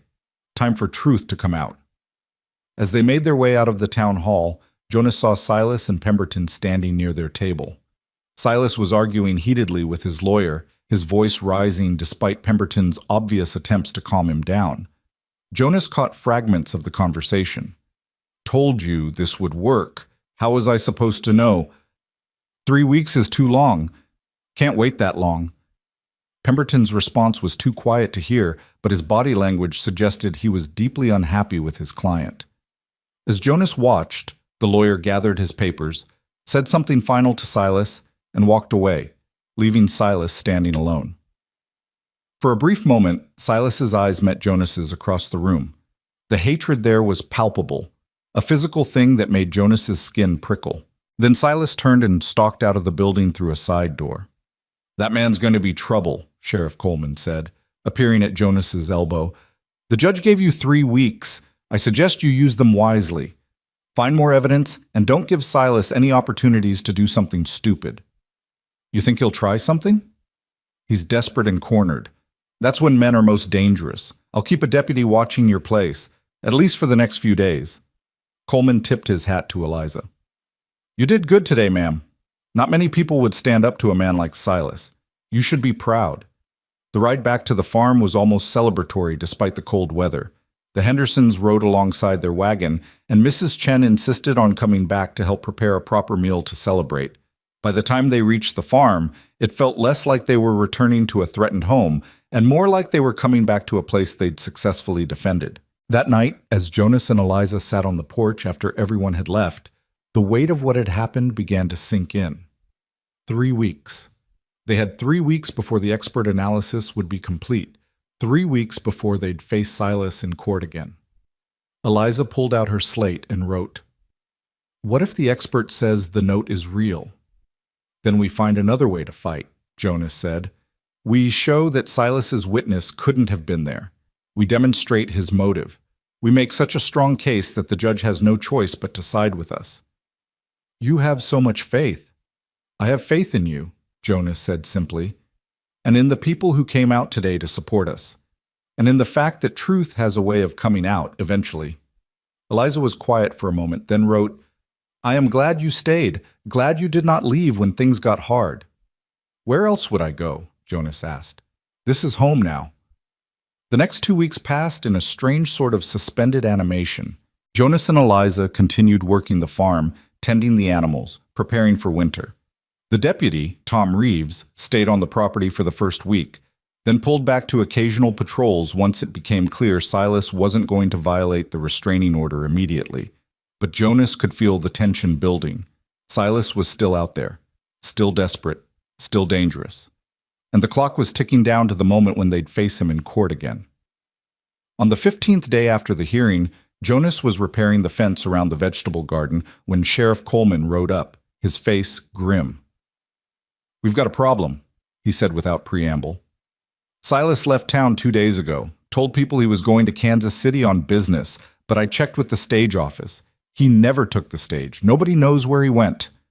Jonas felt ice settle in his stomach. You think he's planning something? I think a man who's about to lose everything might do something desperate. I've got deputies watching your place tonight, and I want you to keep that revolver handy. If Silas shows up here, you shoot first and ask questions later. The restraining order gives you that right. Jonas had replaced his lost revolver with a new one bought in Cedar Junction, and he'd taken to wearing it whenever he worked outside. Now he checked it again, making sure it was loaded and ready. That night, Jonas slept in his clothes with the revolver on the floor beside his pallet. Eliza had given him a room in the house now that the barn had burned. It was Daniel's old study, small but private, and it meant Jonas was close if anything happened. The deputy, Tom Reeves, was on the porch with a rifle across his knees. Around 2 a.m, Jonas woke to the smell of smoke. He was on his feet instantly, grabbing his revolver and bursting out of his room. Tom was already moving, pointing toward the new barn. Fire! Someone set fire to the barn again. But this time they were ready. Jonas and Tom ran toward the barn with buckets while Eliza rang the old bell Daniel had installed near the house, the signal they'd arranged with the neighbors in case of emergency. Within minutes, people were arriving from nearby farms, and they formed a bucket brigade from the well to the barn. The fire had been set near the door, but it hadn't had time to spread. They doused it quickly, saving the structure with minimal damage.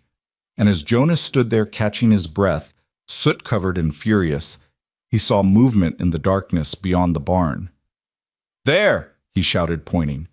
Tom raised his rifle and fired a warning shot, and the figure took off running toward where horses were tied in the trees. Jonas ran after them, his longer legs eating up the ground. He could hear Tom behind him, could hear Eliza's bells still ringing, could hear his own blood pounding in his ears. The figure ahead was struggling to mount their horse, moving with desperate clumsiness. Jonas tackled them just as they got one foot in the stirrup. They went down hard, rolling in the dirt, and Jonas found himself grappling with Silas Brandt. You! Jonas roared, his hands finding Silas's coat and hauling him up. You tried to burn us out again. Silas's face was wild, desperate. It's mine. That farm should be mine. Eliza should be mine. Daniel had no right. I loved her first. He swung wildly at Jonas, but his punch was weak, panicked. Jonas blocked it easily and threw Silas to the ground, keeping him pinned there until Tom arrived with rope to bind his hands. Sheriff Coleman arrived 20 minutes later with 2 more deputies, having been alerted by the bell and the commotion. He looked at Silas, who was sitting on the ground with his hands tied, rocking back and forth and muttering to himself. Caught him in the act? Coleman asked. Caught him running from the barn after setting fire to it, Jonas confirmed. There are probably a dozen witnesses by now who saw the whole thing. That'll do it. Coleman hauled Silas to his feet. Silas Brandt, you're under arrest for arson, attempted murder, and violating a court order. You have the right to, well, you have the right to a lawyer, though I suspect Mr. Pemberton won't be representing you anymore. As they loaded Silas into the wagon to take him to jail, he looked back at Eliza one last time. It should have been me, he said, his voice breaking. You should have chosen me. Eliza stepped forward and held up her slate, making sure Silas could read it even in the darkness. I chose the better man. Both times. The next morning, the word spread through Cedar Junction like wildfire. Silas Brandt had been arrested, caught in the act of trying to burn down Eliza's barn a second time. The restraining order he'd violated, the attempted arson, the clear evidence of his desperation, all of it combined to paint a picture of a man who'd been lying all along. Judge Morrison, still in town waiting for the expert analysis from Kansas City, called an emergency hearing. This time there was no Pemberton to defend Silas. The lawyer had withdrawn from the case immediately upon hearing of his client's arrest. Morrison listened to Sheriff Coleman's report, heard testimony from Jonas and Tom Reeves about catching Silas at the scene, and reviewed the evidence of the restraining order violation. "Mr. Brandt," the judge said, "your actions last night demonstrate a consciousness of guilt. A man who truly believed in the legitimacy of his claim would have no reason to resort to violence and intimidation. Combined with the questionable witness signature and the circumstantial evidence of forgery, I am ruling in favor of Mrs. Eliza Brandt." He banged his gavel. "The promissory note is deemed fraudulent and unenforceable. The debt claimed against Mrs. Brandt is dismissed in its entirety. Furthermore, Mr. Brandt will face criminal charges for arson, attempted murder, and forgery. This case is closed." The town hall erupted in cheers. Jonas felt Eliza sag against him, all the tension and fear of the past weeks finally draining away. They'd won. Not just a reprieve, not just a delay, but actual victory. Silas was led away in chains, and as he passed their table, he looked at Jonas with hollow eyes. "She was supposed to be mine," he said quietly. "It was all supposed to be mine." "You never deserved her," Jonas said, "and you never will." The weeks after the trial passed in a blur of normalcy that felt almost strange after the chaos. Silas was sentenced to 5 years in prison for arson and forgery. His business in town collapsed, and the property he'd leveraged so heavily was sold to pay his debts. Within a month, it was like he'd never existed in Cedar Junction at all. Jonas and Eliza fell back into the rhythm of farm work, preparing for winter. They repaired the damage to the barn, restocked supplies, and made plans for spring planting. The community that had rallied around them remained close, stopping by regularly to check on them, bringing food and conversation and laughter that filled the house with warmth. One evening in late November, as the first snow of the season began to fall, Jonas was in the barn checking on the animals when Eliza appeared in the doorway. She stood there watching him work, and when he looked up, there was something different in her expression, something soft and hesitant and hopeful. She walked over to him and pulled out her slate, but instead of writing, she pressed it into his hands. He looked down and saw she'd written something earlier, the words carefully formed and underlined. "I am ready to try." "Try what?" Jonas asked, though something in his chest already knew the answer. Eliza pointed at her throat, then at her mouth. She was going to try to speak. Jonas set down the slate carefully and took both her hands in his. "You don't have to," he said gently. "I understand you find the way things are." But she shook her head, her jaw set with determination. She took a deep breath, and Jonas could see the effort it took, the way she had to force her throat to remember how to form sounds it had refused to make for 2 years. "Ch," she whispered, so quiet Jonas almost didn't hear it. "John." Her voice cracked and she stopped, frustrated tears forming in her eyes. But Jonas squeezed her hands encouragingly. "It's okay. Take your time." She tried again, her whole body trembling with effort. "Jonas." The sound was rough and scratchy from disuse, barely louder than a breath, but it was unmistakably his name. Jonas felt his vision blur with tears. "Yes," he said, his voice thick with emotion. "I'm right here." Eliza was crying now too, but she wasn't finished. She took another breath and forced out more words, each one clearly costing her tremendous effort. "Thank you for staying." "Oh, Eliza." Jonas pulled her into his arms, and she buried her face against his chest, her shoulders shaking with sobs. But they weren't just tears of sadness anymore. They were tears of release, of healing, of a voice finding its way back after being silenced by grief. They stood there in the barn while snow fell outside, two broken people who'd found a way to be whole again. Jonas didn't know what the future held. He didn't know if Eliza would fully recover her voice, or if they'd eventually become something more than partners, or if the farm would thrive or just survive. But he knew this moment was enough. This farm, this woman, this life they'd built together from the wreckage of their separate sorrows, it was enough. After a long moment, Eliza pulled back and looked up at him. She opened her mouth, clearly wanting to say something else, but the words wouldn't come. She reached for her slate instead and wrote, "I wanted to tell you something." "What is it?" She erased and wrote again, her hand steadier now. "This farm is not just yours because you work it. It is yours because you saved it, saved me. Will you stay? Not as hired help, as family." Jonas read the words twice, making sure he understood what she was offering. Family. Not just partnership, not just shared labor and shared land, but something deeper and more permanent. "I'll stay," he said quietly, "as long as you'll have me. This is home now. You're home." Eliza smiled through her tears and wrote one more thing. "Then we start again. Together." The winter that followed was hard, as Kansas winters always were, but the farmhouse stayed warm. Jonas and Eliza worked side by side, planning for spring, repairing equipment, caring for the animals. Eliza practiced speaking a little each day, and slowly, painfully, her voice began to return. Some days she could manage full sentences. Other days, only a word or two.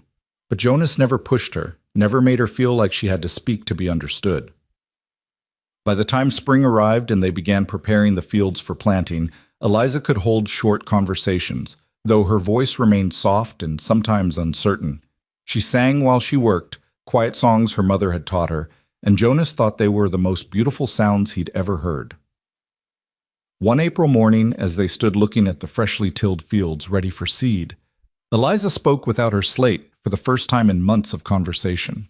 "Jonas," she said, her voice still rough but growing stronger, "do you ever regret it, coming here instead of going back east?" Jonas thought about the man he'd been when he arrived in Cedar Junction, rejected, purposeless, believing he had nothing to offer.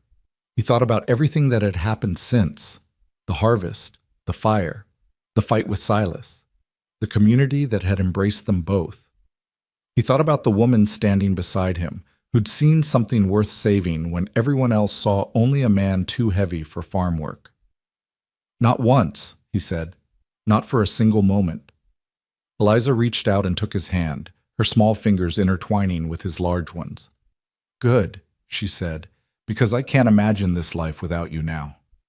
They stood there together as the sun rose over the prairie, illuminating the fields they would plant, the barn they had rebuilt, the house that had become home. In the distance, Jonas could see smoke rising from the Henderson farm, and beyond that, the first buildings of Cedar Junction. This was his place now. These were his people. And the woman beside him, who had spoken for the first time in 2 years to tell him he mattered, was his family. The story of Jonas Keller and Eliza Brandt would be told in Cedar Junction for generations. The rejected mail-order groom and the silent widow who found each other in desperation and built something strong enough to withstand fire, fraud, and fear. People would remember how they'd stood against Silas Brandt, how the community had rallied around them, how love and determination had won over money and malice. But for Jonas and Eliza, it wasn't a story to be told.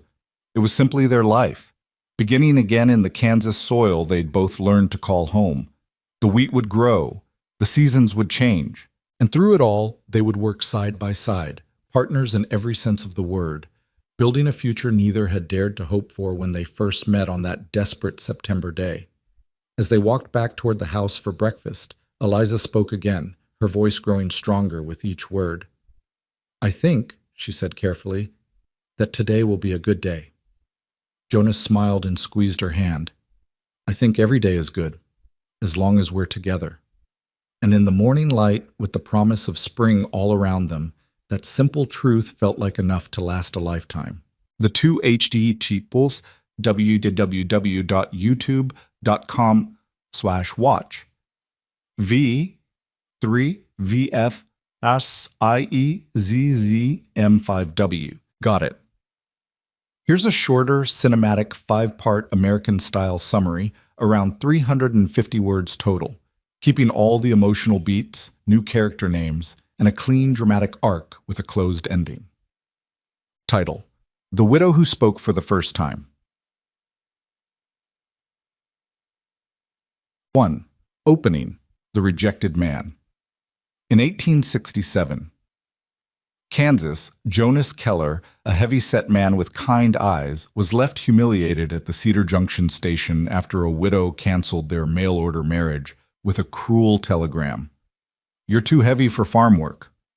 Broken alone, he sat beneath the noon sun until a silent woman, Eliza Brandt, watched him from across the street. She hadn't spoken since fever took her husband and child 2 years ago. Something in the stranger's sadness stirred her heart. 2. Rising action, a silent invitation. Without words, Eliza offered Jonas her embroidered handkerchief, then her hand. He followed her home to a lonely farm surrounded by golden fields. They built an unspoken rhythm. She wrote on a chalk slate. He mended fences and fixed the well. For the first time, both felt useful and less alone. But peace ended when Silas Brandt, Eliza's bitter cousin-in-law, arrived, claiming her husband owed him $500. 3. Climax, the false claim. Silas's debt papers were forgeries meant to steal her land and force her into marriage. Jonas and Eliza found an old letter proving Silas had once been rejected by her and now sought revenge. When Silas dragged the matter to a public meeting, Jonas stood before the whole town, voice shaking but firm, exposing the truth. The crowd turned against the schemer, and the sheriff seized his papers. Humiliated, Silas fled, vowing revenge. 4. Resolution, the fire and the fight. That night, Silas set the barn ablaze. Jonas charged through smoke and flame, fighting him hand to hand until the sheriff's men arrived. Together, the townsfolk helped douse the fire, saving the farmhouse and all that mattered. 5. Breakthrough and ending. The voice returns. As dawn broke, soot-covered Eliza ran to Jonas, trembling. Her lips parted, and for the first time in years her voice emerged. "Don't leave me." Jonas smiled through tears.